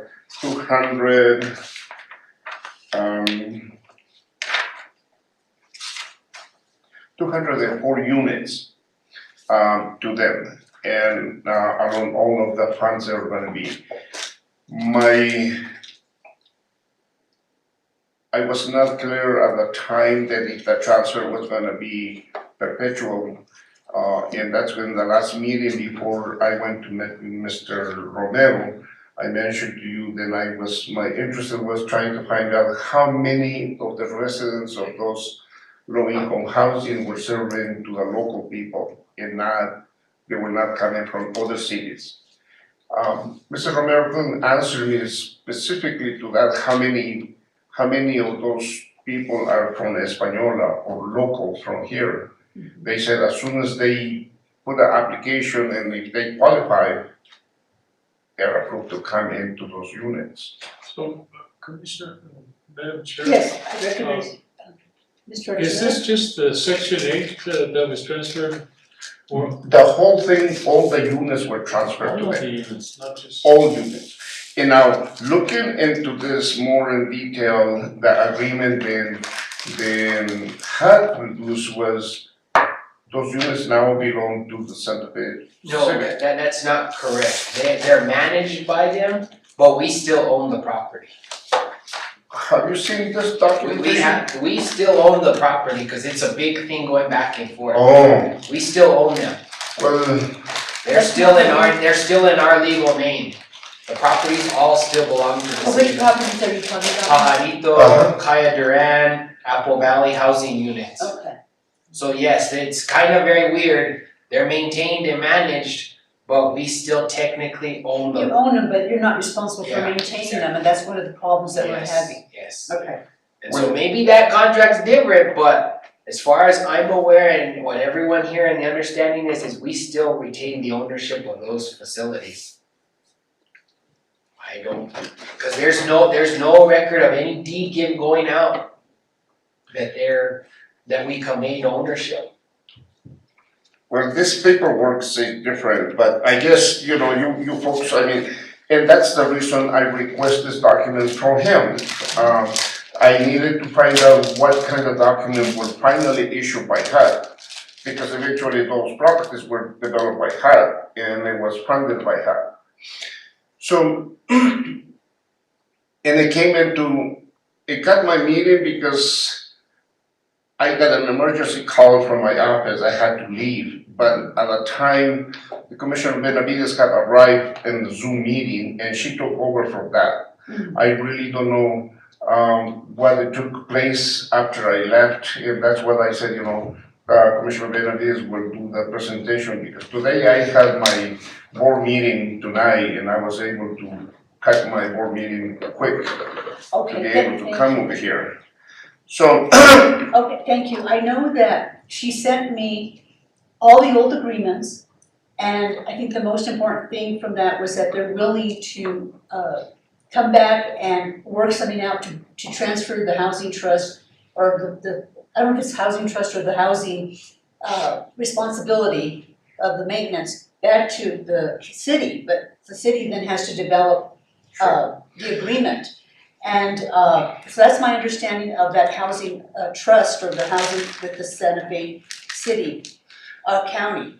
And Ms. Benavides was going to, this was the Santa Fe City or the Santa Fe County, because there's two housing units. this housing civic, it's city. not the Santa Fe County. Okay, so it's the city. The reason of the meeting we went is to get information and invite actually to Mr. Romero to come Right, and brief in person to this commission. right. And I don't know if, you know, at that time, you know, the mayor can be invited for you to be really get from him, because he was really apprehensive in even giving these documents. So there's a lot of clearance to do, and so we did that meeting and for that purpose only, just to get some information from Santa Fe Housing and say, you know, the next thing what's gonna be is please come, let's invite for them to come. Okay, and I think that's fair as a follow-up. I think what we could do, if it meets the pleasure of you and perhaps Commissioner Benavides, is the update has been provided, but I think we need to have the documents for the next go-around that we have the next meeting, so we can look at those. I've never seen his signature and her making a statement saying that they're interested in transferring and working something out with the city. So because she told me don't do any, well, I'll just give a verbal update, but she didn't come. I didn't look for those documents, nor did I print them, and I don't think we can do that now because of Open Meetings Act, and it's already been advertised. So what we can do is we can put this on the next agenda and have more time, instead of having so many discussion items, for you and Ms. Benavides to give us the update, and perhaps at that time she'll tell us what her next steps are with developing the civic housing authority, because she wants to also develop this housing authority here in the city. Madam Chair. Yes. Madam Chair, I'm looking for that email, but I'm not. Commissioner, just a comment, as with any agreement, there's always a provision for canceling the agreement, and once the city is ready to take over, the housing responsibilities, there's always that opportunity or that option of canceling whatever agreement was made and having the management of the housing back to the city. If Here, the city's ready for I that. found the email. Let me see what he says. At the time in 2009, the city councilors were in charge of getting that legal part of it. And they approved the housing authority to get a resolution and get into agreement with the Santa Fe Housing. So it was, at the time was Mayor Joseph Maestas. Maestas. And the secretary was Veronica Alden. So what we did was just what the council has recommended, what the action should be. So it's a lot of clearing to do with that, but if it's, the one thing that Mr. Romero couldn't answer me was how many of those units were served to the local people. And I believe it's more people from Santa Fe in those units Yeah, than that's what actual they're people from Español. And you understand that obviously in Santa Fe, they don't have those units, those kind of units. It's more difficult for them to get, so it was easy for them to get more population in here than to serve the population from Español. But that was, I think we should invite Mr. Romero to come and brief the commission and to see if they really are willing to start working, but Mr. Mayor, and the city has to do a lot of development in that area if the city wants to take it back those. I haven't entertained that, I'm gonna be honest, this is very new to me that I haven't even had this on my radar. I've been in talks with the manager and, it's come up, I think it's a big loss to the city when they gave it away 14 years ago. But we can't go back. But right now, that would take years of planning and transition to take over the ownership. We don't have the staff, first off, to manage it. One of the things that was going on with it when it was run by the city was it wasn't meeting the regulations and code requirements for the housing authority and the requirements that HUD had. And so we'd have to come into compliance with all those aspects. I don't even know the condition of some of those homes, honestly, to say that let's take them over, because we don't have the finances, and then we'd have to restructure the budget because it's also based around an enterprise fund, which you remember. Housing is a separate, completely fund in addition to water and sewer.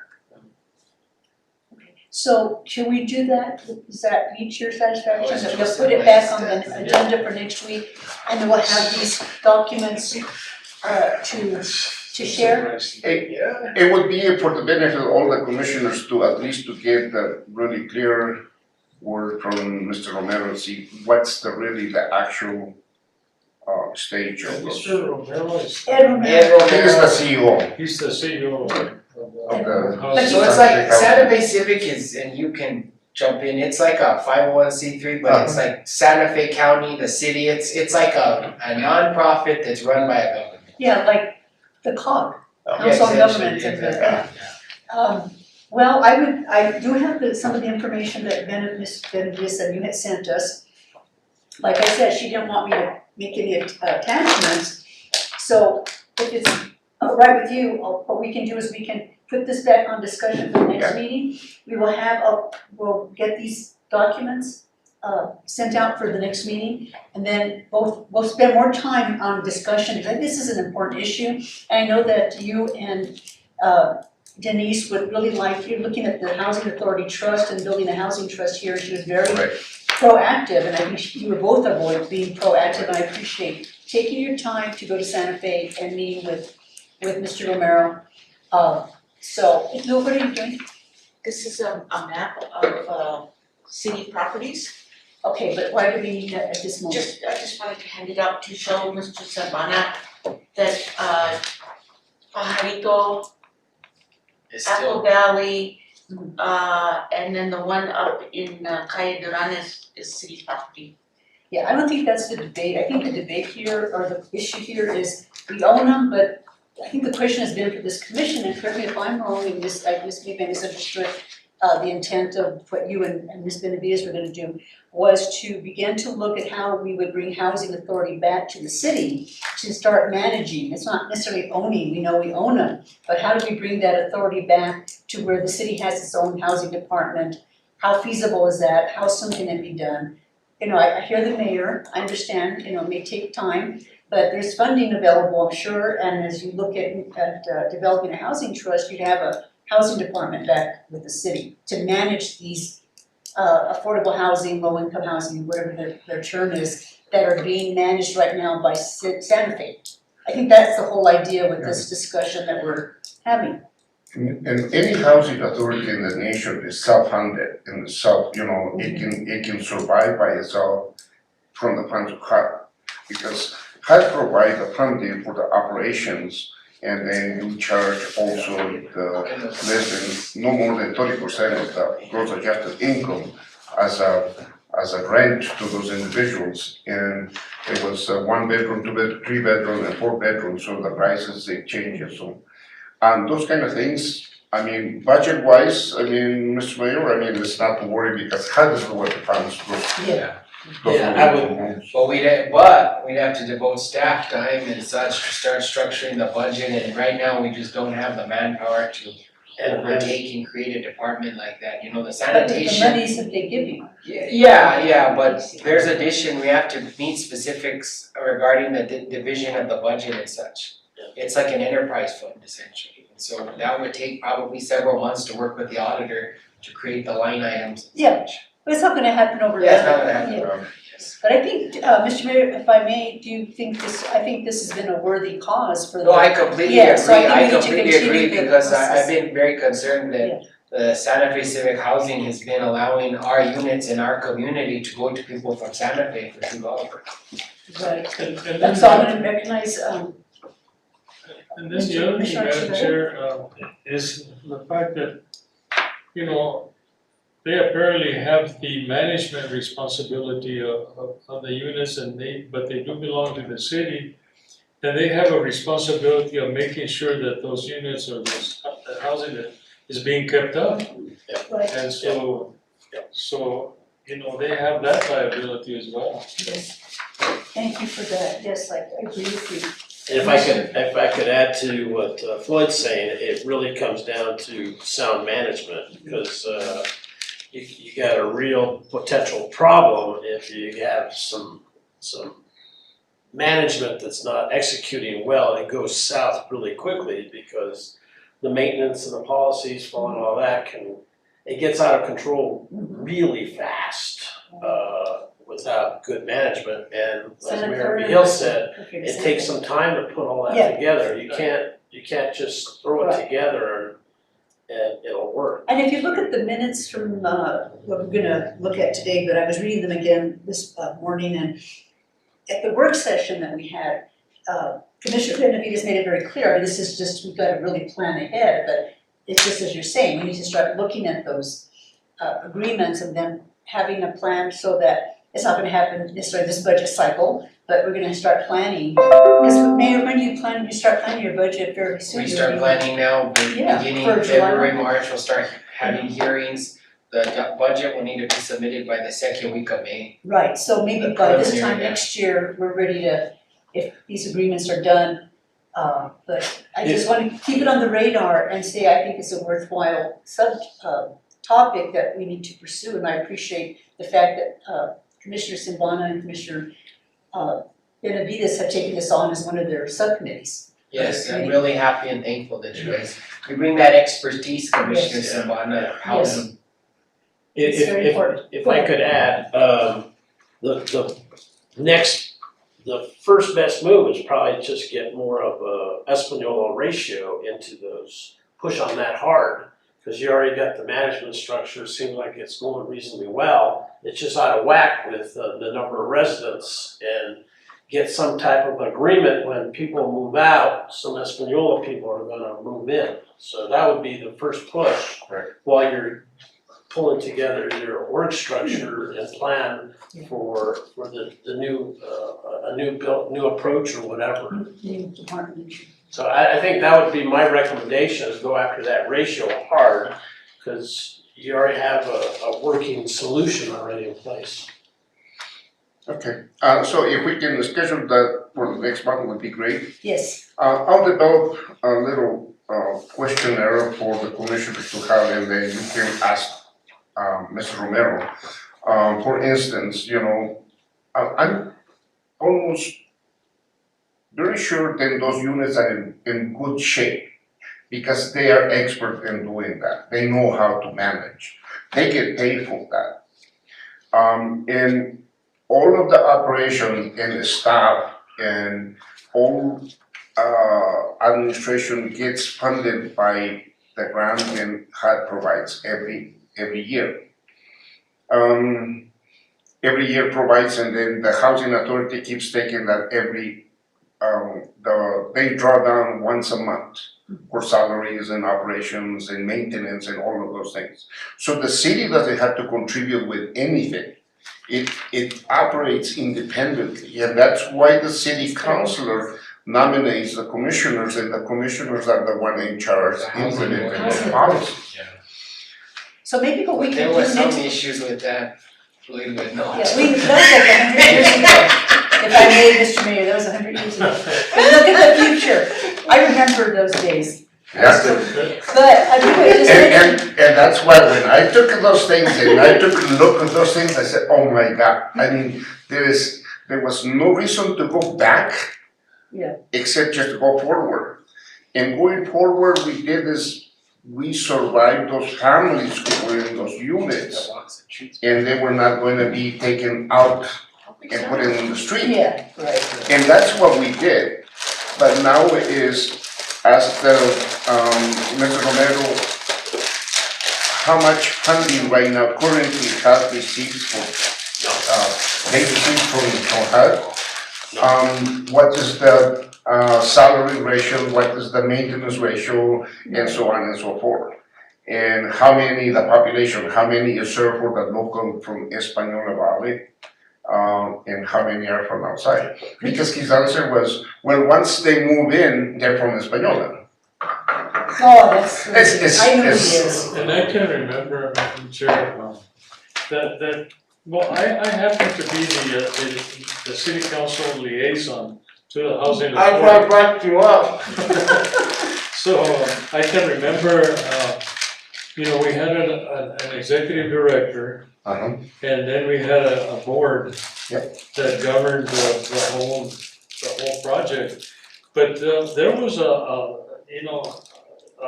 HUD was very, very strict on the way the whole thing was managed. And you're right, they provided all the funding necessary. The additional funding was brought by the housing authority rentals.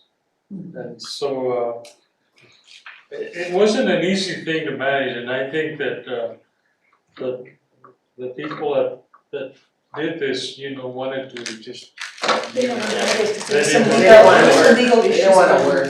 It was kind of like the solid waste situation and how it turned out, and now this thing is, I think it's critical to bring it back. I would think so The too. city, very critical. And I was gonna make a recommendation, if I may, or just suggest, either at the next meeting or at some future meeting, that we just talk about organizational structure. Maybe you can present something even with Ms. Benavides about how it would affect the city, like here's the city council governing body, then here's housing trust, and how that departments might work, and then funding attached. Because I think people are visual learners, and if you're gonna present to the governing body at some point, I think they wanna have those answers, like how much money is it gonna take for administration, for, whatever categories are in that kind of housing money.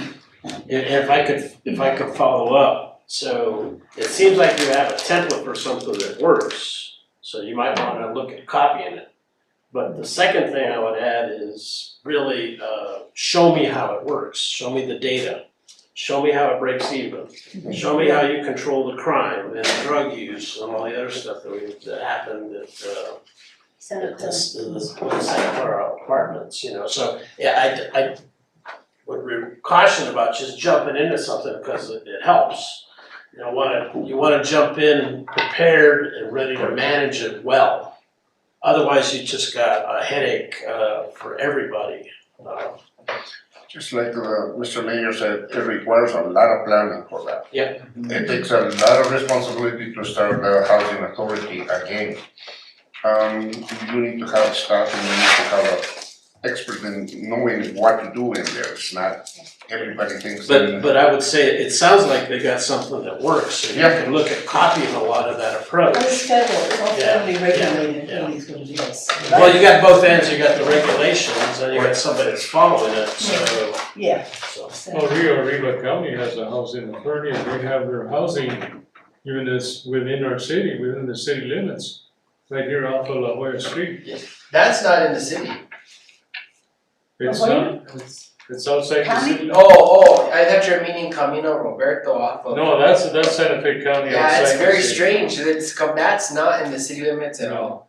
No, you're right. You're talking about La I Jolla. was though. talking about La Jolla Yeah. Street and, And so that actually is Rio not Grande. owned by Santa Fe County anymore. My understanding is it's owned by a Rio- housing authority out of Truth or Consequences. I thought it was Rio Arriba County, Know that Villa del Norte apartments?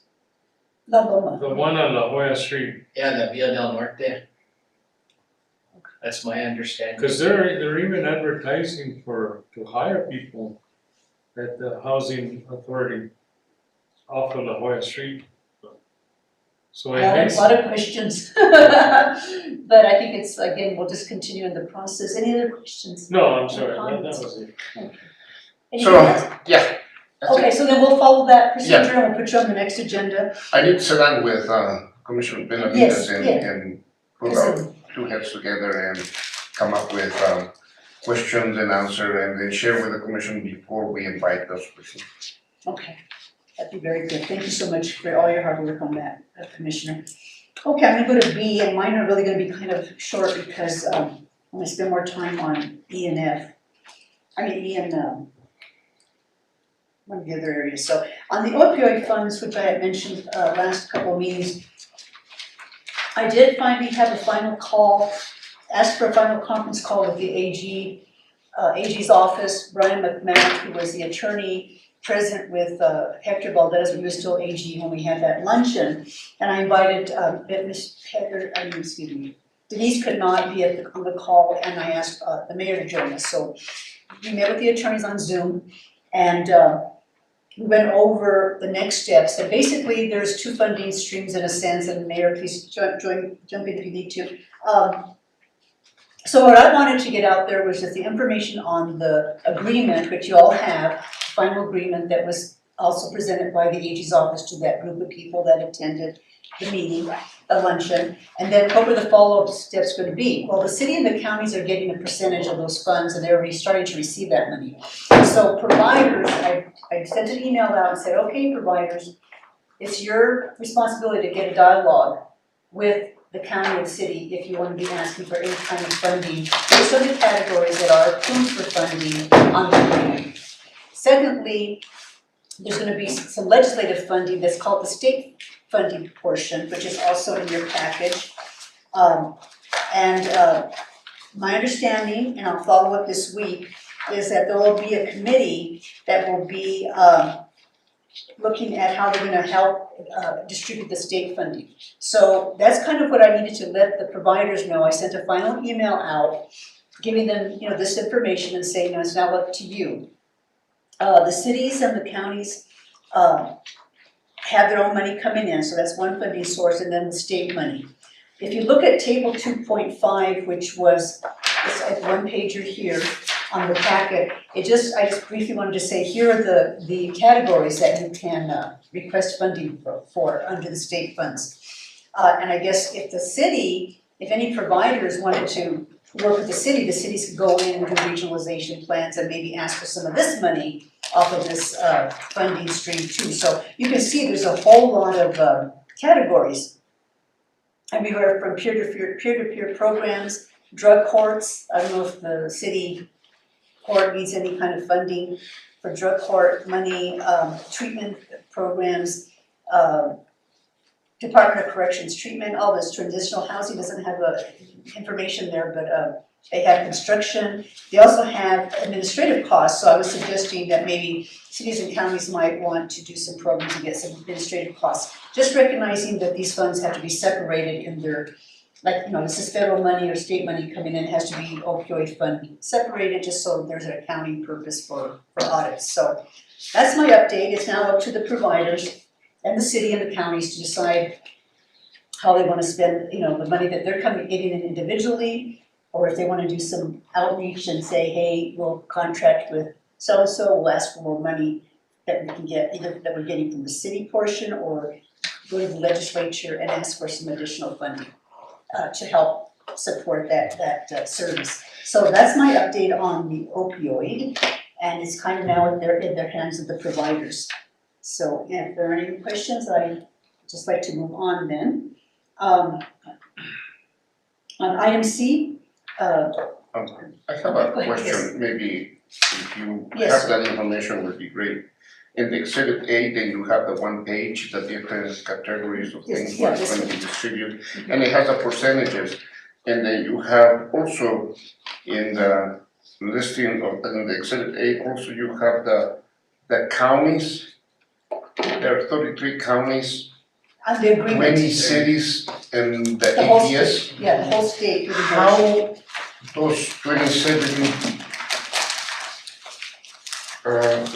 billion are gonna be distributed? They haven't determined a formula yet, The that's one of the formula, big things.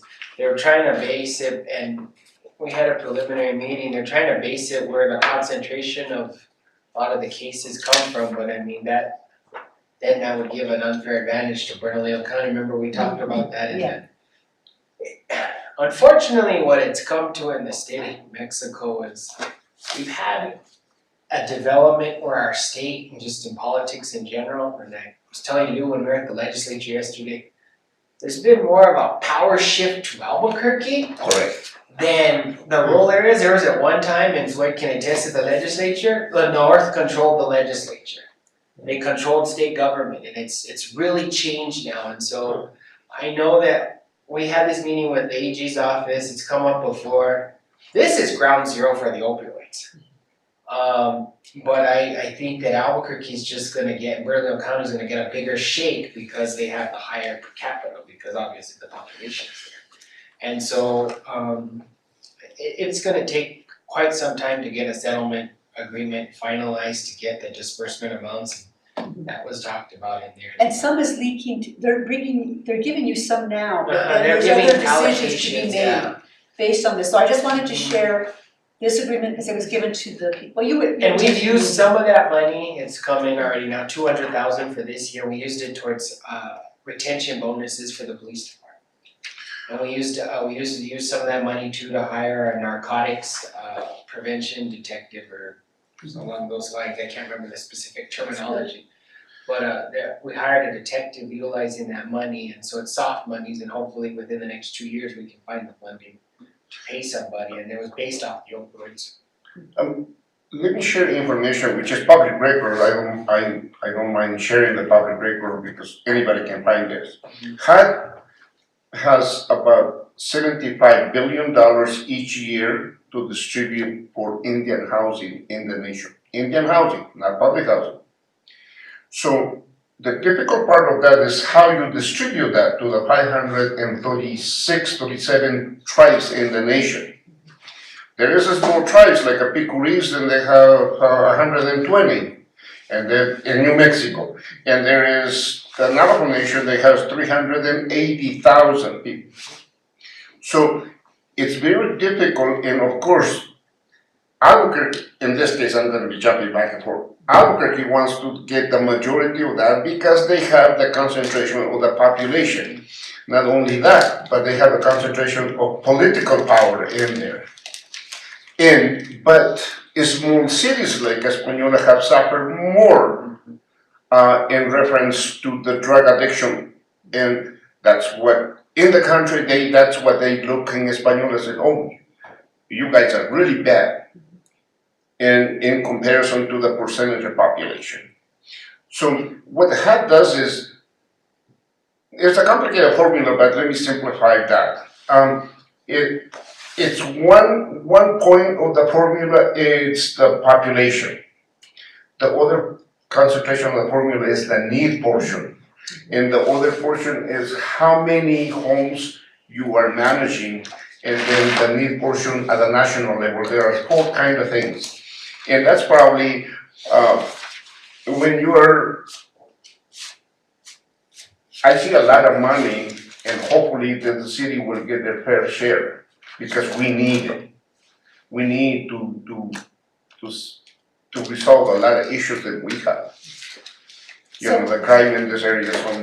So as these formulas are being worked on, it's my opinion that the city and the counties need to decide if they're gonna try to go in for more funding with the state money portion or do regionalization. And then these are percentages that may be constant, or they may change, just as you said, maybe, Aurelio's gonna, maybe the legislature's gonna have more, give them more funds, but they still have to follow this formula, because it is in the agreement for these percentages.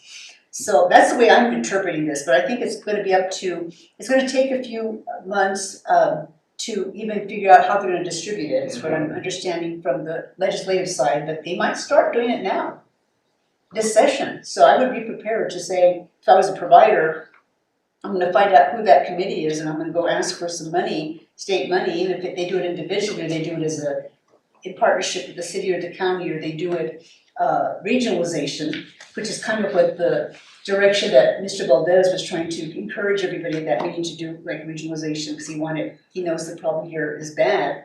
But I think we just need to see how it works out. I kind of had to leave it up to the group and just say, this is now in your hands, because I'm not he asked me to set up the meeting because he knew me and as different things that we've been involved in, but basically, a lot can happen with this. Yeah. But, And you see in this list, the Albuquerque Public Schools is part of that list, and it shouldn't be, because Albuquerque Public Schools students, they live in the this city of Albuquerque, the Bernalillo County area. Exactly. Yeah. In the state's largest school district, and there's 88 other districts in the state of New Mexico. where's Albuquerque? All of the population of the APS live in the cities, and they live in this county. One of this, in the Bernalillo County, well, maybe 2 or 3 counties, but Oh, it shouldn't be they're part on of the list of the agreement. I was looking at here. You're talking about they're in the agreement, they signed the agreement. Is that what you're saying? On that list, okay, Yeah. and in this package. Yeah. And there is money for public schools, so I was hoping maybe the public schools here might want to do some prevention, but that is the update. It's now in the hands of the providers, the county, the city, so I think we need to move forward. If I get hear anything else, or one thing that the mayor did mention on the phone call, we had, is perhaps the AG's office coming and giving some more hard numbers, and maybe inviting the city and the county folks to come together in a public meeting to see if there could be any kind of regionalization. I'm not gonna hold my breath, but I would hope there would be, because it is a big problem. So, let's just see how it kind of pans out and how it moves forward. If people have ideas, I think this is the time to be your own person or work with a nonprofit, if you're a part of a nonprofit, and move forward on these types of funds that can be helpful to the community. So I'm gonna go ahead, unless there are any other questions, I'm gonna go ahead and do the ordinance C, and I don't have an update other than to say that we were given HB 55 or SB 55 is the wrong one, and now we have SB 49. We had a work session. Lou and I were gonna try to get together. We did get together and looked at it, and we do need to have one more time together, another hour or two.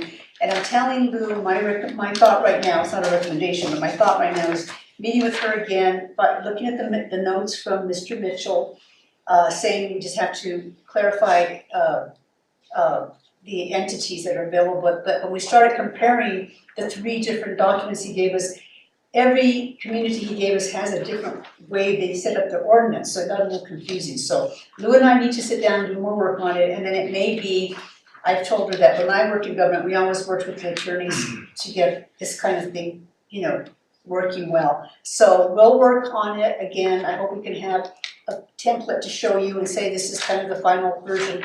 Move it forward to the city, or move it with whoever maybe Lou recommends, if it goes straight to, maybe the attorney works with it before it goes to the governing body, I don't know. Did you already draft something? No, we're kind of stuck because we were looking at the wrong Okay. original legislation, and now we Because have you need to go in the back of the ordinance and then get it in compliance with the current LEDA. That's what we're trying to do, yeah. And I think we need to try to keep it simple, because once it goes to the governing body, the attorney may want to look at it. I don't know who developed the original ordinance, I'm assuming the attorneys that worked for the city had a big part of it. It was back in 2005. Yeah, so anyway, that's the process we're in, and I apologize for not having moved forward on it. We was hoping we'd meet in early January, we just did it briefly, so it didn't give us enough time to have it ready for this meeting. So that's my update. So I'm gonna move on to D, which I think is really exciting. The status on the Northern New Mexico City and Northern New Mexico resolution. It's really more of a city resolution, but Yes. I really want to, the floor then goes to Commissioner Behill because he came up with the idea, and also between him and Commissioner Archuleta, they've been kind of working on some ideas. So we have a resolution, it's in your package that we worked on. We had to remove references like commitments from Northern or anybody, because it's really, you can't, it's not a joint resolution. Is this different from the one I have here? So I'll let Madam Chair know. Well, it's in the package, is it not? Yeah. Yeah, the one that's, excuse me, Madam Chair, members of the commission, Mr. Mayor, the one that's in the packet it's resolution 2023-001. Oh, The and then city It's just a clerk, number, it's just a number. the city clerk, this resolution will be, recognized as 2023-005. so all I have to do is change the 01 to a 5. That's gonna be the Okay. resolution Right, for, okay. so it's gonna be resolution number 5, Okay, Okay, this is exhibit B, so we're, yes. Commissioner Behill, yeah. okay.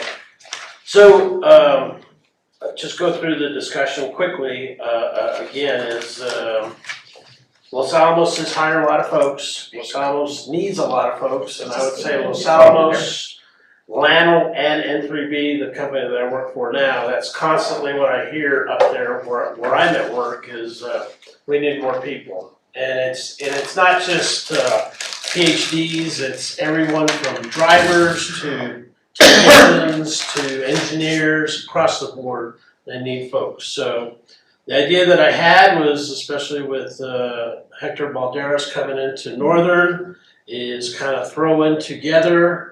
I think our best move is really a resolution to say, hey, Los Alamos, Espanola wants to help you with your hiring, and hey, Los Alamos, we have some stuff that you could probably help us with. We'd like to start a dialogue. I think by passing a resolution, you kind of get that in motion, you kind of raise the visibility, and the response that I've received from various folks has been extremely positive. This is a really good thing. This is how it got on this Brian DeAndrea's radar screens, and I really like it. So I sat down and I just threw the kitchen sink into a hodgepodge of ideas, and it's just bringing it forward. And if anything else, it'll just stimulate some exchange between us and Northern, us and Los Alamos. I think it puts Mayor Behill in an opportunity to talk to a lot of folks.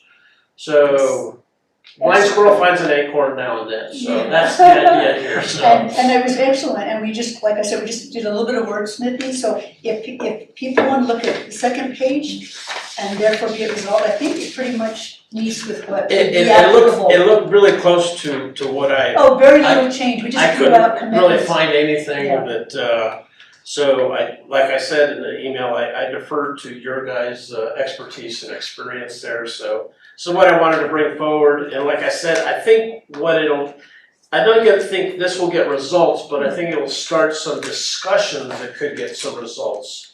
And remember, I think it puts, like I said, the city of Espanola on a platform that people will look at and respond to. It opens up the dialogue, which I love, and also he's ready to meet. Even my thought was maybe you and Commissioner Floyd Archuleta could, and it doesn't have to be me, but you could meet with Mr.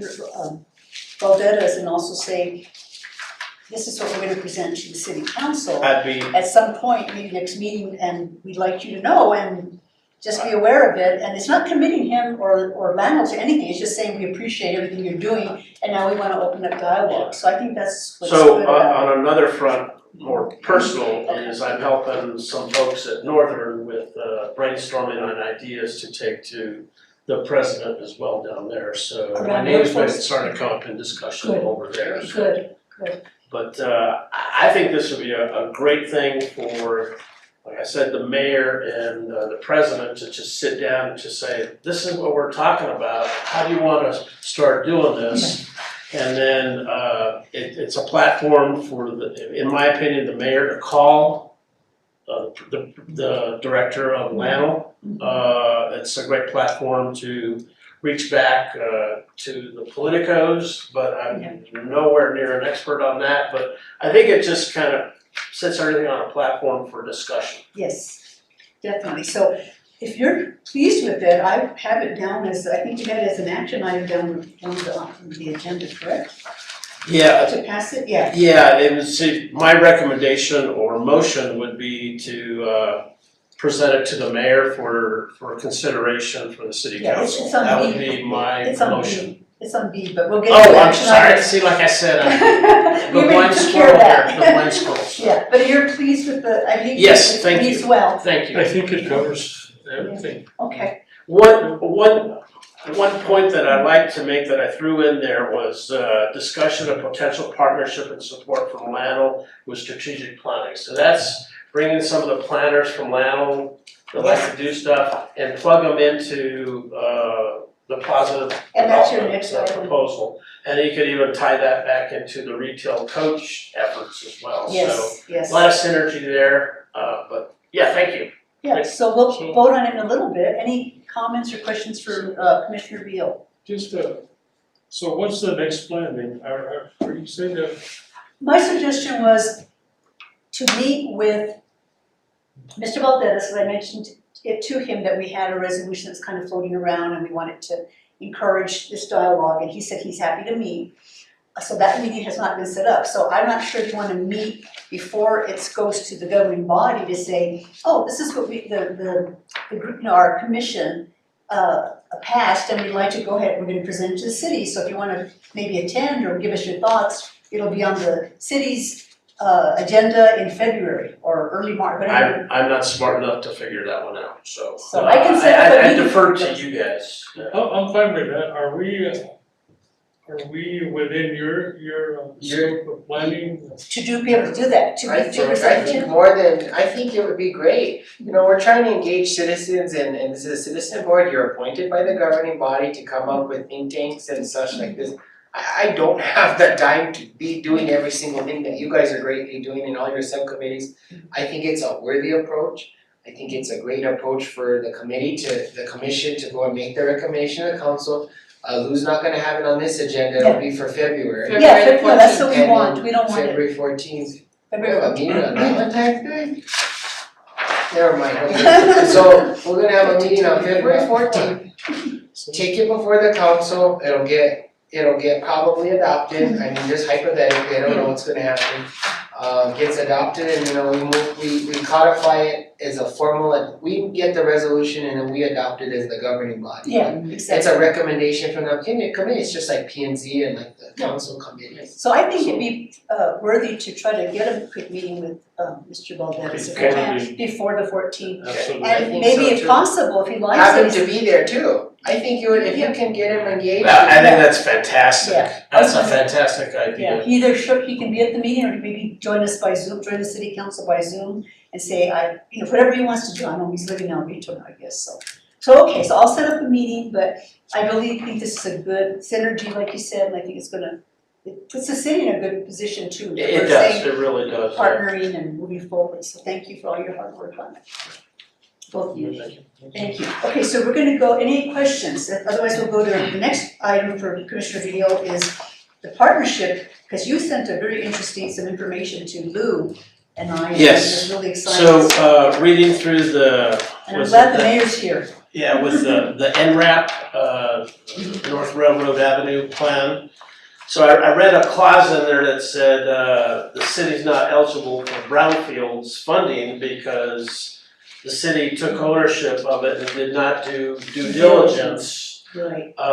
So I figured, well, let me call the lady. So I got the phone number from Lou, and I called the lady by the name of Casey Luckett, who did all the work on the plume efforts.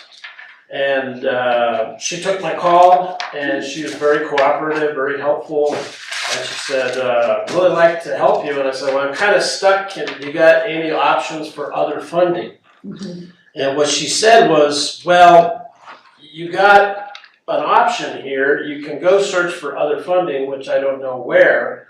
But the true purpose of this is for a government institution taking ownership of a property if they do their due diligence prior to taking ownership and declare it as an issue.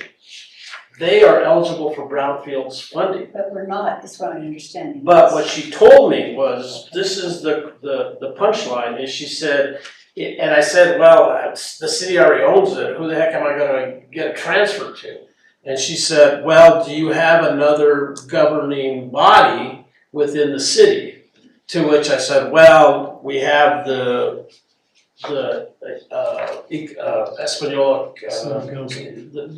well, no, we have the Espanola Community Development Commission. Oh. And she said, well, that might be an idea for you guys I to thought take. they debunked, I thought they were no longer. That's you. No, that's you. Oh, I'm thinking of my sister, I'm thinking of my You're thinking of the sisters, Greater I'm thinking of my Espanola Valley sisters. Yeah, I'm Community thinking of Development that one, yeah. Corporation. They're different. So us. Yeah, us, yes. Us, so the city, yes, yeah.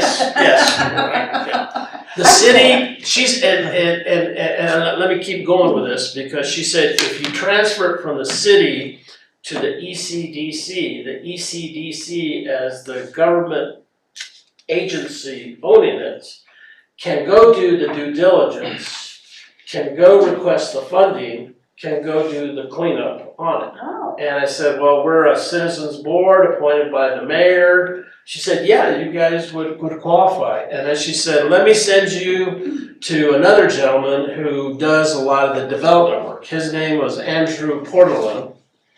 And in the last 2 weeks, I think he's emailed me 4 or 5 times. When are you guys meeting? This is how we got crossed up last week with, because I told them we're meeting last Wednesday, and they, on Thursday they said, okay, what did they say? You know, I was like, well, I got my needs crossed up, and and he said, well, get a hold of me next week. Get a hold of me next week. And then this morning I got an email from him.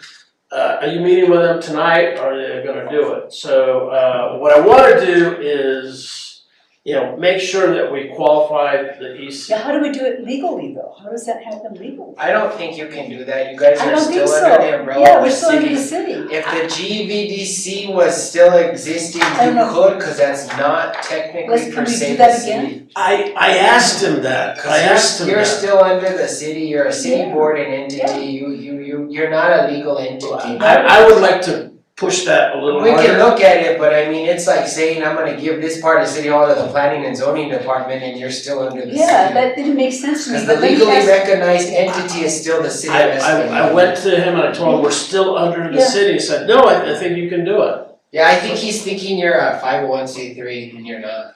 Well, Okay, let me- well, I can ask him that. that's why I thought of Greater Espanola Valley because but they closed. I don't know what's. And I going know on there. statutorily, it's in legislation that you can create this 501c3. I was very disappointed to know it was closed. They closed it. My sister passing, and I think the last year they kind of decided they didn't want to have me, I don't know. I have to find out from Ms. Bustos. I would like to run this down a little bit more. Yeah, let's find out a little bit more. And I will ask him about the 501c, what defines. Tell him you're an entity of the city. Yeah, we are. We're not a separate. Well, he asked me today, he's like, where's your charter and all Yeah, that? see- So I went to the city website and said, here's the link. So we are going to talk tomorrow. Tell him he he's needs to seek out legal counsel. Well, yeah, and that's where I was gonna go with this Yeah. is, if he still says, yes, you can do it, You I have would to like show us how. to get valid opinion from the city Yeah. that this is a doable Well, you know, thing. the other And double check it with him. So I wanna run this to ground. I don't wanna, Yeah, so I'm reluctant to just say, well, we think and maybe, and then just not do anything. I'd like to push this a little harder. I had another question. Madam Chair, Yes, can I just say one small thing? yes, can you hear us? Elizabeth, I'm sorry. Yes, I can hear you. Can you hear me? Yes, I just want to say that in support, not in support, but what the mayor said, the city of Santa Fe had a couple of their boards and commissions who wanted to do the same thing, take on getting funding and doing projects similar to what the councilor or commissioner is saying. And the city attorney said that was not possible. So and city entities such as boards and commissions are not a legal entity unto themselves, and you cannot form a 501c3 as that entity either. you know, and funds, federal funds or city funds or environment funds, any of the other funds cannot be given to boards or commissions. They can only be given to city municipalities and counties.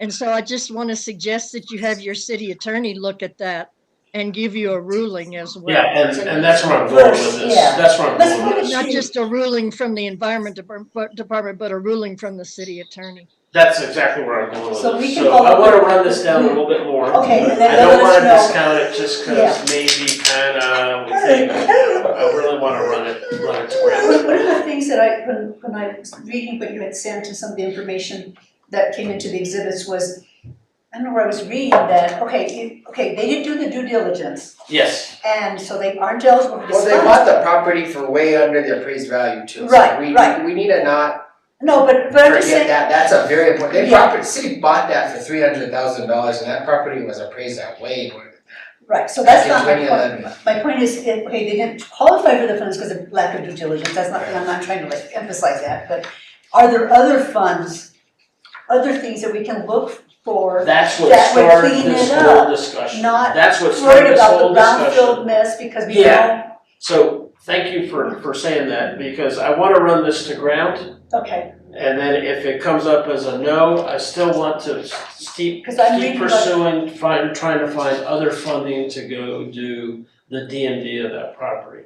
In my opinion, this is only me speaking, you gotta D&D that property, otherwise it's really gonna be hard to do development to the plaza, the Oñate Street. So can I mention some stuff? sure, maybe you can just, So, hold a minute, you stay up here. So one of the things, actually, we're in discussion with one of the entities that they mentioned, one of the retailers. Yeah. We're interested in creating like a partnership where we can do the property within legal bounds of property, just transition, where we can trade off for fair market value or less than fair market value because of the contamination and such. The benefit of the Hunter property is that the surrounding property owners are also interested in selling. And so the city's also, we've been looking at closing the surrounding streets to maximize the property. We own the park and ride lot that's down there where the old Granada Hotel was and Right. such. So we are currently looking at what we can do to maximize the best potential of that property. I understand it's contaminated, but we've mentioned it preliminary to one of these retailers. And they don't seem to be fazed by it as long as they're not being charged $1 million for a property that has some ground contamination. The other thing is too, Commissioner Vigil, is when we had the Superfund site come in and they did the whole evaluation analysis, one of the big things that I wanted out of that, and I've asked the federal government, the State Department of Environment, is getting clarification on what we can and can't do with property in that area. So there's now requirements, we know we can't go down, was it like 8 feet or 12 feet, something down there? And then like the vapor barrier and such like that. But the property is still desirable to a developer. The other Okay. thing with that property too is the State Highway Transportation Commission, they promised back 20 years ago that they were gonna realign State Road 30 to Railroad Avenue. They've been talking about that for years. I remember seeing the. And so I'm going roadmaps. tomorrow, there's a State Transportation Commission meeting, that's gonna specifically talk about that and repaving Riverside Drive. Because that is another factor that's affecting that whole corridor. yes. That traffic nightmare that we have through the multiple intersections, people don't understand it. The state's gonna have to realign that road for us to have a good quality intersection, and we're gonna talk about this, I hope you guys can move on. 'Cause Yes. I wanna talk about the plaza Yeah, expansion. because this is part of that discussion. Yeah, and so I wanna talk about some of the. Let's let it wrap up Okay, because I we wanna need to. talk about some of those things that we're Yeah. Yes. trying to talk Let me about. just close it with one comment. So I've been talking to the folks where I work, and they are in agreement that the amount of remediation required for that site is not gonna be extensive or extremely expensive. It will cost some money, but it's not gonna be dramatic. Right. So, and that's all I have to say on that But- front. I was hoping for 2 for 2 on this one thing, you know, I was Well, getting greedy. Yeah, but I was. That's thinking other fine, but funds, this is let's see good. what I they still do. wanna run it down to Okay. get you guys the answers, but obviously we're not gonna go forward with this Right, it's until, just an update. until we get this more cleared up more sufficiently, Okay. so. Thank you, Commissioner, for all your hard work on this stuff. Let's go then, because I did have questions on, they even talk about Hunter, what the city's desire is for agriculture and something here, and I'm like, It was, Okay. yeah, it was an arts center. yeah. So let's go ahead and move forward, Ms. Yeah. Baker, on, well, let's wait, just give us the updates. We would be able to do on F, you said maybe we can present February 14th? Yes, Okay, so- there's a process, Okay. so, with your permission, I would start the process to get this item on the agenda with the city clerk. Okay. That you just don't come up to the city Yeah, clerk of and say, we're course gonna put this on the agenda, Yeah. so if, with your permission, I would like to, place resolution 2023-005. You need, On- did you We need to vote? have- Did we you need have to vote? We have You to vote on, yes. we have to go, That's let's one do of the that. action But you're gonna do that down here in the item. action items? Yeah. That's one of the Yeah, action please. items. Something like that on the city Yeah, I was council just wanting you to give us dates that maybe. February the 14th. Okay, let's just shoot for that, but we can't do anything right now and say yes to you because we have to approve it on the. Okay. Action. Okay, Okay, so then, let's go to the expansion on G. That's what the mayor wants to talk about, and I'm very interested in this document. So we're on G. okay, so, in regard to, I just wanna make a comment real quick. Okay, In regard to what Commissioner Vehil was talking about, the Hunter property, I have spent, some time with City Manager Jordan Yahtzee in, developing a economic development, 501c4, I think, or a C6, so it would be an economic development, it's like what Okiawenge has done with the SAY Corporation, what Santa Clara has done with the Economic Development Corporation. There's one other municipality in the state of New Mexico, it's the city of Lovington, that has created its own economic development corporation. So then we've talked about, I've been tasked to reach out, do some research, and then come back to the city manager and how we would move forward in creating this arm of the city so that we could put this property into that economic development corporation and then reach out for some of this funding. So, wait, the mayor has a question. Yes. Did you meet with that lady from the COG the other day? yes, You talked to her about the Main Street program? that's next, sir. Okay, cause that's one of the eligibilities is a special specific building or such project, which she Yes. mentioned we have to tie it into. Yeah. The deadline's now in March or something. Yeah, I'm working with her, her Okay. name is Ann Black. Okay. Yeah. So, Mr. Mayor, so I'm gonna get to that right now. So, that was just one of the things in regards to the plaza, because under plaza expansion plan, there's just so many variables there, so to try to connect the dots. So, Commissioner Vehil, in regards to the Hunter property, it's a great idea, and I'm working on it in the background to create this economic development corporation, a city corporation. So I was working very closely with Felicity, she is with Mr. Cog, the executive director is Monica Beta for the Northern New Mexico Economic Development. I have a question, would Yes. this be something like what the one that I was confused, because I knew that we were part of the city, so I was thinking of that Greater Espanola, would it be something like that? Are you- Yes. But it's gonna be attached to the city? Yes. Oh, excellent. Okay. Yeah, and it would be its own economic development, Excellent. corporation. Yeah, okay? yeah. And the city of Lovington has one, so we would most likely model it after theirs. So that could be an avenue for a proposal here? Yes, on so then the city would brownfields? deed the Yeah, okay. brownfield to the Right, corporation, and then we would go after the money that you're talking about. Okay, let me If get the other more doesn't have- definition of what constitutes Yeah. a government Yeah. agency, so, okay. Excellent. So then I worked this past week with Felicity, she is with, like I stated, with the Mr. Cog, and The so cog or the cog? the Cog, yeah, not the Cog is, Mr. Cog's down in Albuquerque. Oh, So that's the Middle Rio Grande Council of Governments, and it's not the Middle Rio Grande Council of Governments. okay, sorry. Just the COG, the one with Monica Baker, Yeah, she's the Monica executive director. Right. So, we submitted paperwork, to the EPA, to what's called a targeted brownfield assessment application for the El Rio Theater.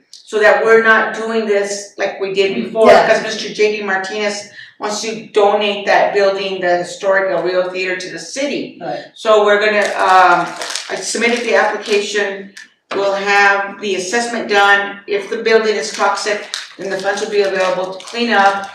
Then the city can accept the building and bring it on the main street, so we can do some Yeah, historic. there is a process, and it sounds like you're getting familiar with the process, or you know the process. Yes, Because you have to declare it prior to taking ownership. yes, that's what we're doing. Due diligence there. That's exactly what we're doing. We don't wanna accept Mr. Martinez's gift until we do our due diligence. If I could add, this guy would be an excellent point of contact. on this. Okay. He's anxious, and I'll mention it tomorrow to him if you want. I think he's in the thread, the email thread. Andrew Portland? Okay. Yeah, but what I'll do is when we finish with the meeting, I'll I'll talk to forward him. the email to you, okay? Okay, right. So I just wanted to let you know, I'm working on the El Rio Theater, so that we're doing our due diligence, get it cleaned up, and then the city can accept it. And then, go ahead. Commissioner. Madam Chair, Lua, perhaps this is the right time for me to also, because it has to do with the area that you're talking about. You know, the workforce connection offices that the workforce owns the building. The building belongs to the state. Well, we've had several conversations now about the condition of that building and the problems that workforce is having with the fact that the park and ride is there, and it's just a multitude of problems that they consider problems. So they're looking at the possibility of relocating We don't want from that. there. I don't want that. I know, but what Another they're saying vacant- is that We don't want that. Another vacant lot. that building is it's old, it's got a lot of structural problems, and so Build a new one. so the city, the state owns the building, and one of the thoughts that I thought was that we would talk to our state senator and see if we could get some capital outlay money to fix the building. But I'd just like to inform you of what could possibly happen. And to get your ideas as to how I could pursue any thought of what the city's planning, what the mayor's planning on doing. He's next to talk about So all the really good The stuff city that he's doesn't gonna answer your do question, to that downtown area. and then if you, okay, so let's let the mayor. Okay, so I will yield to the Honorable, Mayor John Ramondi go. And then he doesn't answer the Do question. you want to start off or? No. So, And we're on exhibit C? we're gonna be on exhibit C, this plaza expansion plan. Yes. This has been a big goal of mine, in my administration. It's been a big goal of mine for my whole life, and so we've been really working on the plaza. This retailer that I'm not gonna mention, we're talking to them about coming to the Hunter Ford property. If you wanna talk to me offline about it, we can talk about it. We're hoping that can kind of try and create a close-knit and atmosphere environment for that area. We've also secured from Los Alamos County, which it came out in the newspaper, we received over $600,000 for the design and engineering for the Cultural Heritage Center Oh, great. to be on the plaza, to get the building shovel ready. We received that from Los Alamos County in a grant earlier this year. The original plan when they built the plaza, and Commissioner Arteta can chime in if he wants, they were to build two, Hispanic Cultural Center, Hispano, Native American Cultural Center, and Spanish Colonial Cultural Center on each corner of the plaza. That was the original plan for the plaza back in 1992 when they started the plan.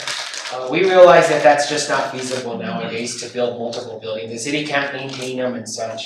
So we realized in the aspect of trying to become more inclusive of all communities and such in our community, just a general cultural heritage center. We're hoping to build a cultural heritage event center where we can build at least a concert hall or event hall that can host about 200 people, not significantly large. We understand space capabilities there.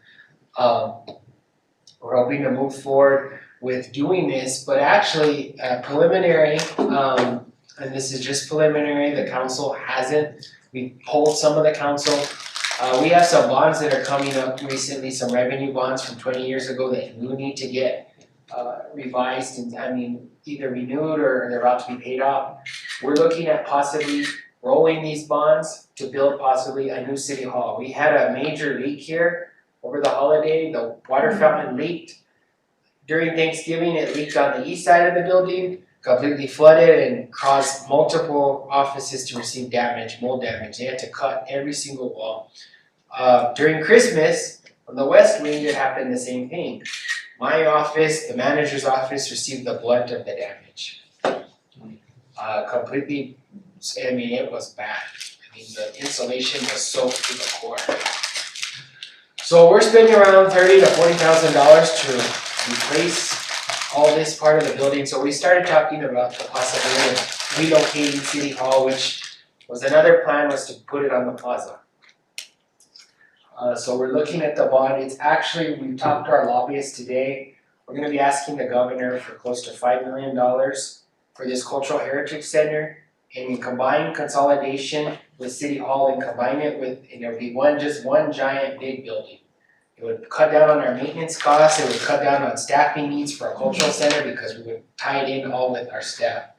We'd consolidate the $5 million combined with the revenue bond of, we're hoping for a revenue bond of close to $15 million. We think with our higher GRTs, it would be worth more nowadays.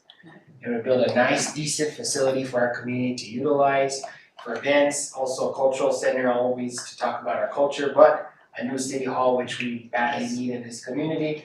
We believe that we can liquidate this property here and open it up for commercial development. And we're planning on the plaza. Jordan, our city manager, who I believe he came to one of your meetings. No, he hasn't been to me Oh, I yet. thought he has, okay. No. We'll have to have him come. I've invited him, but Okay. just to tell him when. We'll have to, anyway, he's made good contact. When he was at Eunice, the city of Eunice ran the DMV. And so he has good contact with DMV. He's been in contact with the Department of Motor Vehicle. They're interested in actually having the city run the Department of Motor Vehicle. Again, and so I don't know, long time ago, the city used to run the Department of. So what happens there is the city then has its own staff and such, and they run it, and the state pays us to operate the facility. And we just pretty much get rent in addition to get a percentage of the revenue.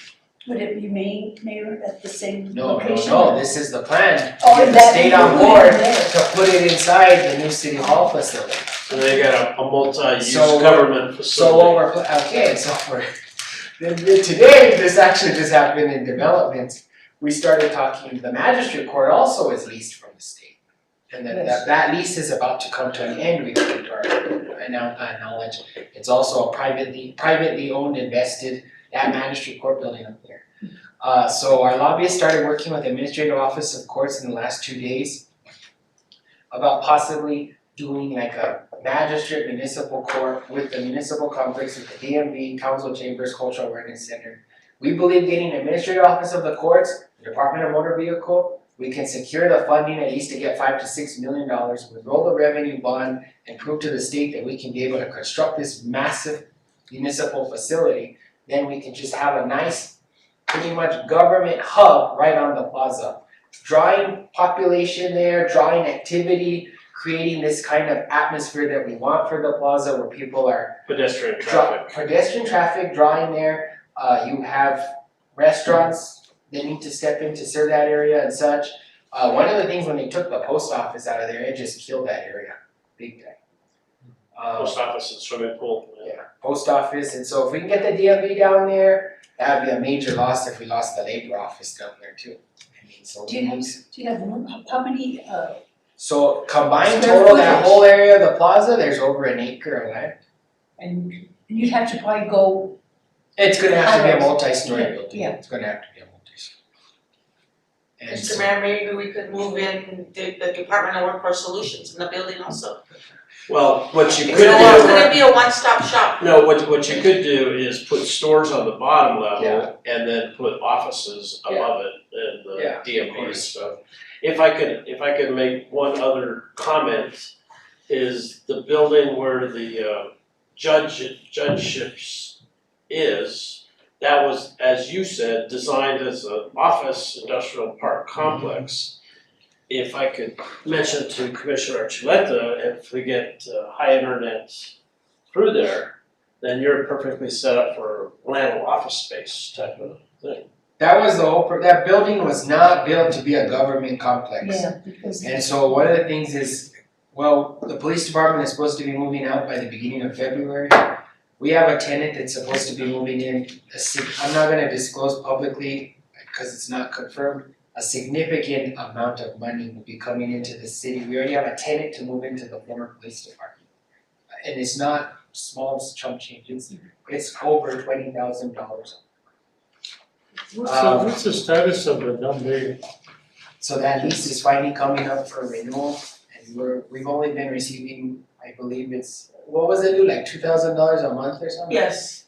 We're receiving $2,000 a month for that. that's a big building. Wow, that's. It hasn't been amended since 1993.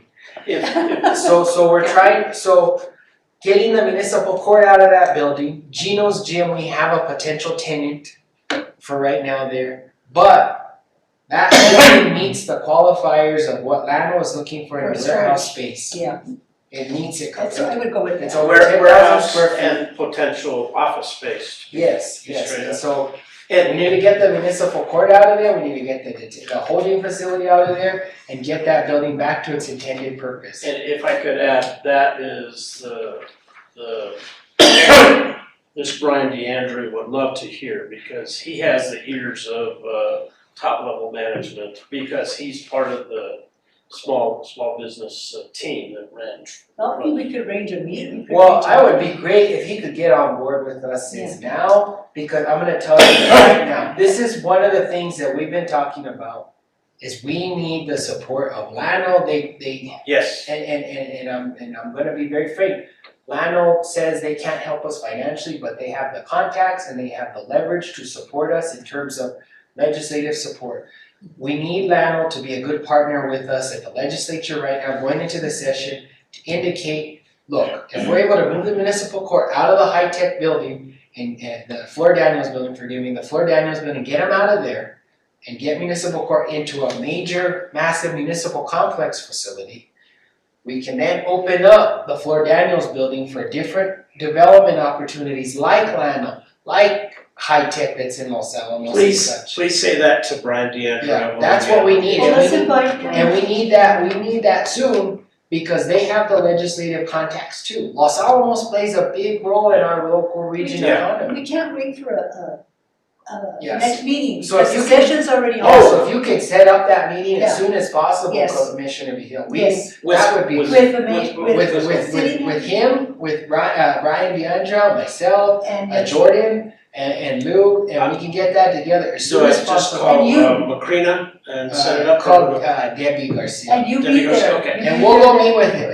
meet with him, I'll but bring we it need Los down we need Los Alamos. One thing that I would mention though, I need to defer to Commissioner Archuleta, is probably would be good to get Kathy Keith here, would that make sense? Or you wanna talk to her, or how do you wanna work that? Cause I don't wanna get one part of Lano, And then you the know, other way part's out not, ahead of yeah. the headlights of another part, because she runs a lot of. Let me see how she feels about it, if she should be there or not. Okay, so let me work on the meeting, I didn't realize that it would, Yeah, because you the wanna fast session's track already it. on, yeah. This is a time to ask for money. I could call him right now, but I will call him tomorrow. The main question mark that the lab has in doing all this investing out here is the lack of broadband. And so the co-op is, The co-op is taking care of is that. taking out a significant amount of money. We need to make sure that Yeah, that's. Well, it's making it, Cohesive. getting it. And the co-op's pilot area is gonna be here on the west side of the The city. west side, yeah. It's gonna be on the west side of the Okay. city, it's gonna, I'll the work main on that channel's meeting. gonna come right down Paseo Dorian I will work, I from will the work co-op on that. office, it's gonna funnel So funnel that's here. what you do. Hopes that it goes up Coyote Hill. It's going to. And then goes, So, let's over to Eric. It's going to, Tony. even this resolution, I was looking at the language in the resolution, And we do mention internet, but it's kind of an afterthought. I wish that we could include it somehow where it stands out. Because Was internet, it in the 1, 2, 3, 4s? yeah, it's mentioned in there, I don't know if it's the 1, 2, 3, 4, but.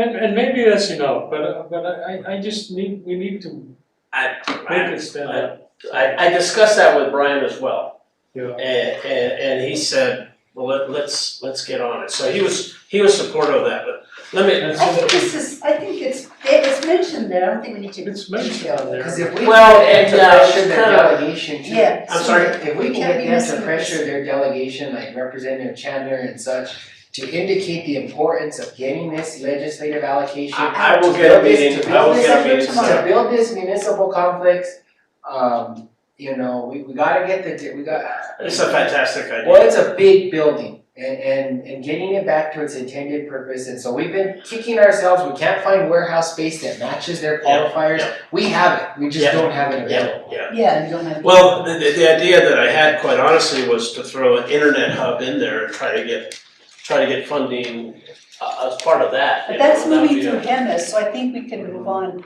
Yeah, with, I have a question, if I may, on Yeah. this. Okay, you're gonna meet with transportation, Tomorrow, yes.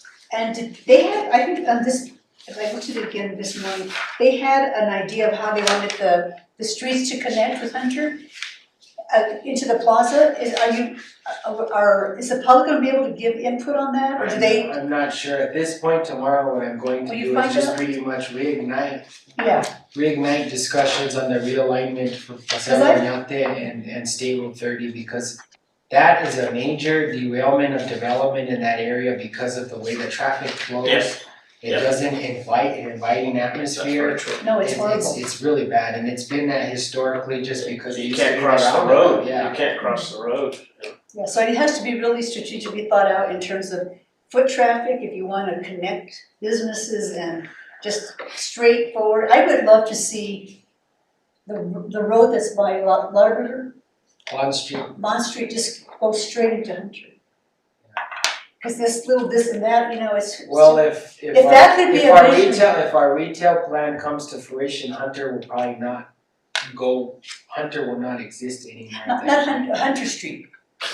You know how you stop. Hunter comes over there in front of the old savings and the old building and all. You'd have to go straight Yeah. into where that gas station or that, you'd kind of have to go through their property a little bit, and then go straight into Hunter Street. Not Hunter Complex. No, I know what you, Yeah. but the way we're planning, if that retailer does come to town, Hunter Street will close it, that Hunter Street won't be there anymore. Hunter Street will terminate at Calle Espinosa, on the Okay, backside by where Prater Gym was.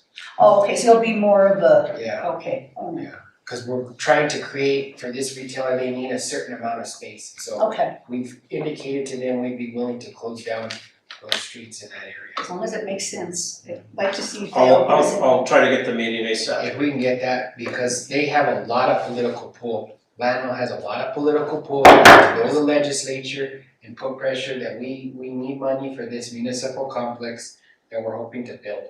And speaking for Brian DeAndrea, he's anxious to tap into what Espanola needs. Yeah. Your request. Yeah, because Give I me his- understand they're not gonna give up money, but they have the strength. They have the clout.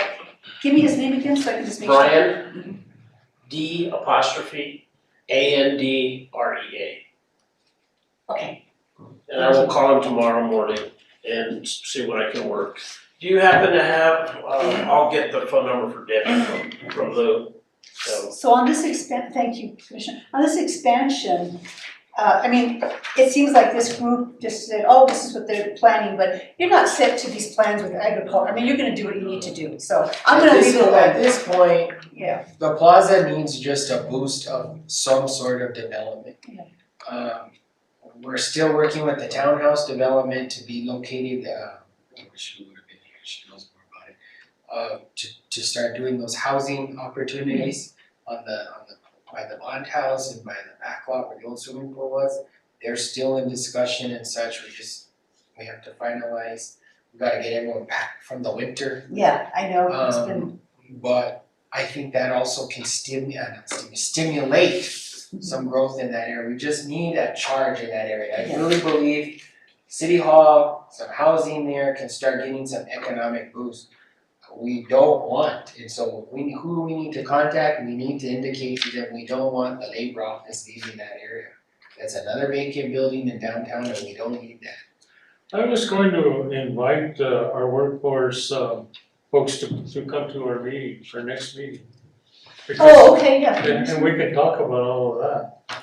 They're anxious, they think they need, they think that building is just too run down. Well, they're gonna have to build a new building.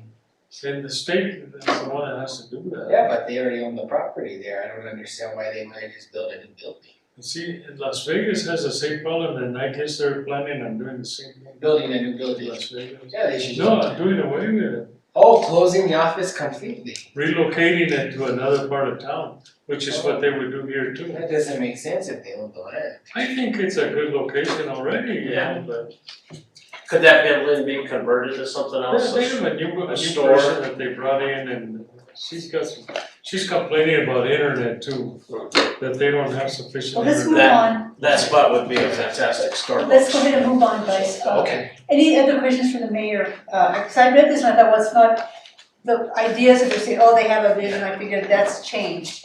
So anything else you want to add to this process of what the vision has been? What about the county, Mayor? The county magistrate, are they gonna agree to be in that same room? You know what? And they're gonna name the magistrate court after my I dad. was thinking. The county that- is changing its direction now in the last week, and so we're hopeful for continued Oh, yeah, now that dialogue there. So it's all preliminary, but it's moving along. Tuesday was very enlightening when they reopened the jail to the city of Espanola on Tuesday. I heard about. So we're hopeful for the continued partnerships, but everything right there is still preliminary. Yeah. Well, we can still do a good complex. I think the right players are. Yeah, I think so too. Thank you, Mayor, for being here to give us that update.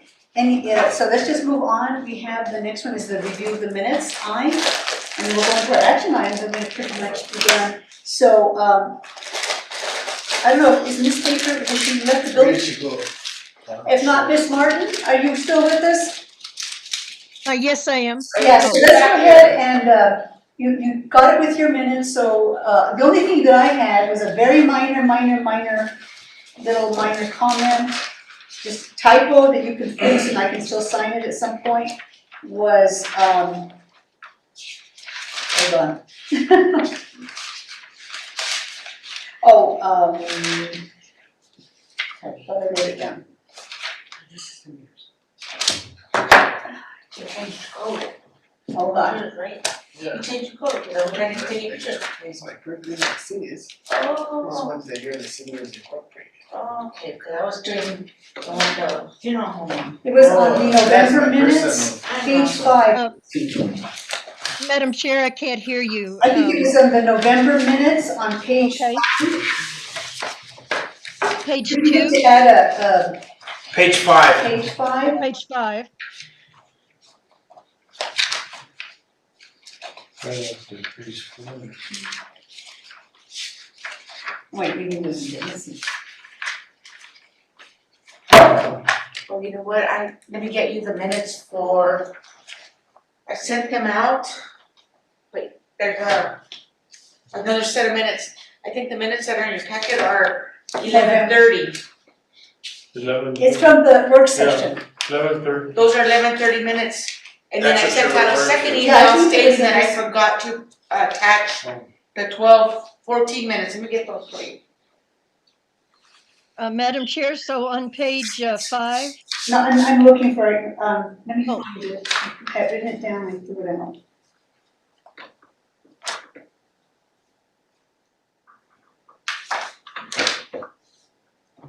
I had asked a question of Mr. Simbana, but it wasn't a full sentence that you had typed What I out. wanna do is send this to Northern, my contact, college.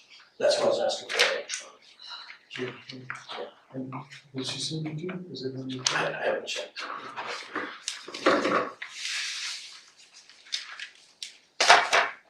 Oh, I'm sorry, correct page 4 of the December minutes.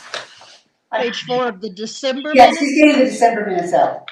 Okay, Yeah, December 14th minutes, and I don't have a hard copy of it.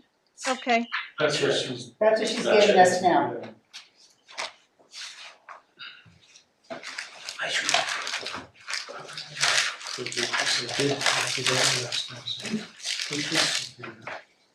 It's just the information. Oh, This is just a description of the videos, and then this is the one. okay. And I can send it to the electronic, you might have I don't have that much. I'm sorry, we're having a side conversation. We're Yeah, waiting I for the can- next, I can- Elizabeth. I can hear your side conversations. You might want to turn your mic off if you don't want it to be. Turn the lights off in. There's no mic. It's very good sound in here. Oh, okay. Well, it's really good. The mayor was right. Really good sound. So you changed your system, huh? Oh, so. Hmm.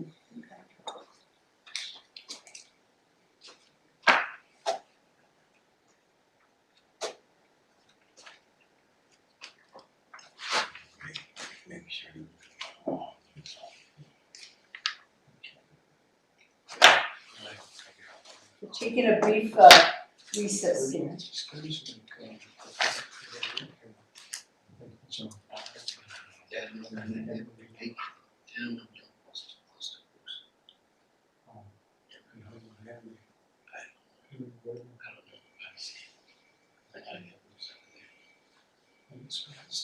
I'll call you this week. I'll call you next week. Let me talk to. Yeah, I will. Oh, I don't know. Yeah, I'll talk to the chief. I'm sorry. I had some issues in the PA. I didn't bother the chief. I'll find out.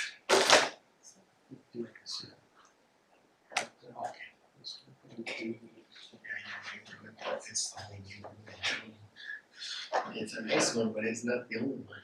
That's right.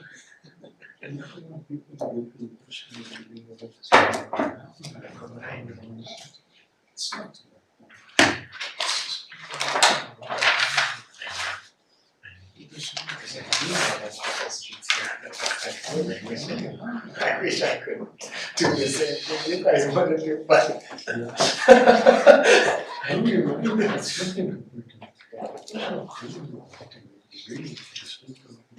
You just have.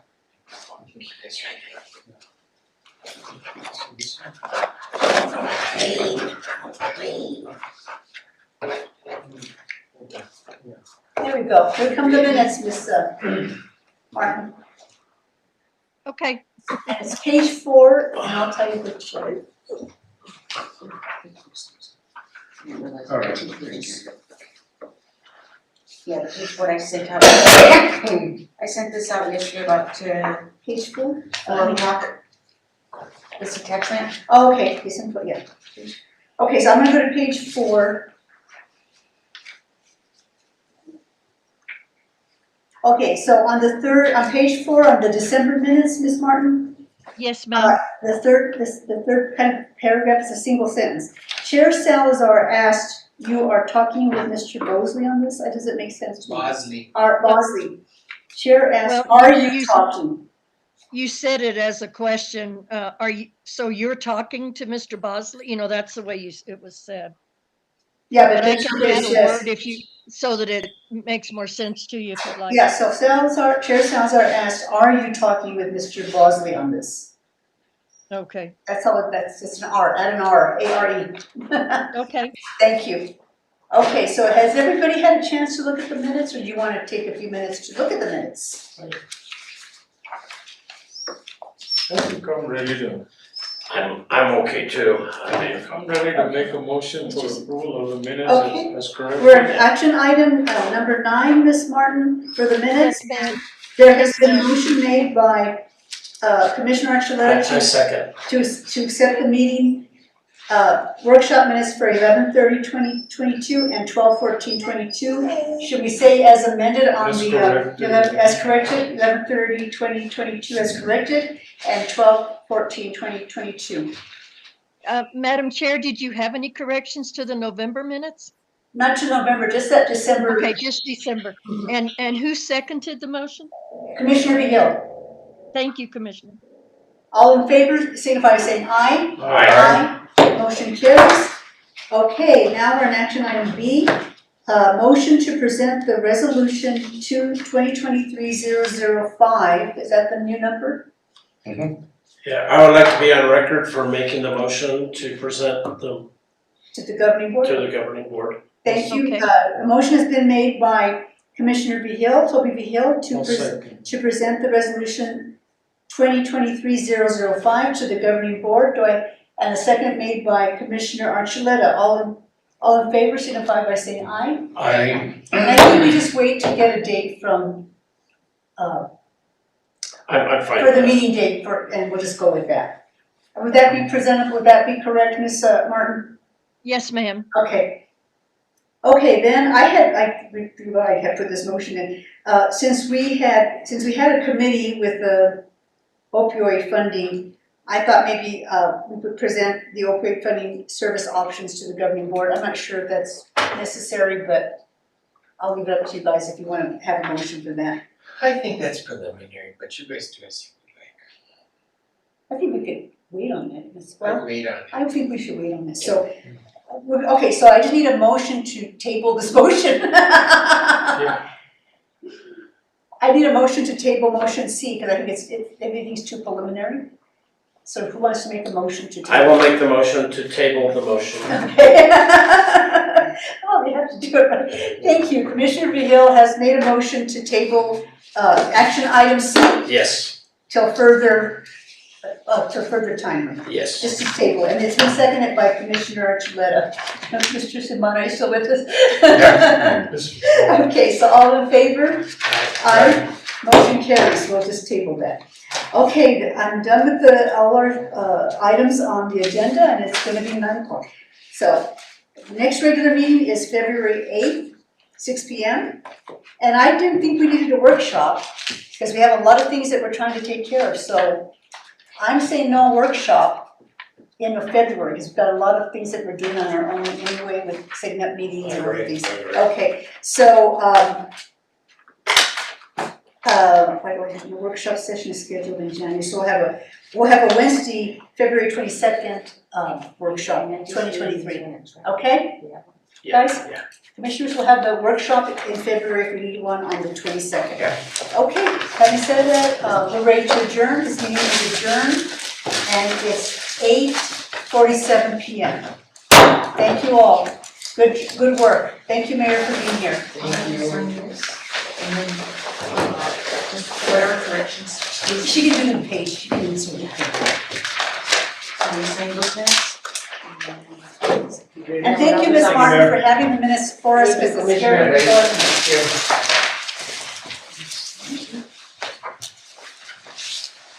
Thank you, commissioners.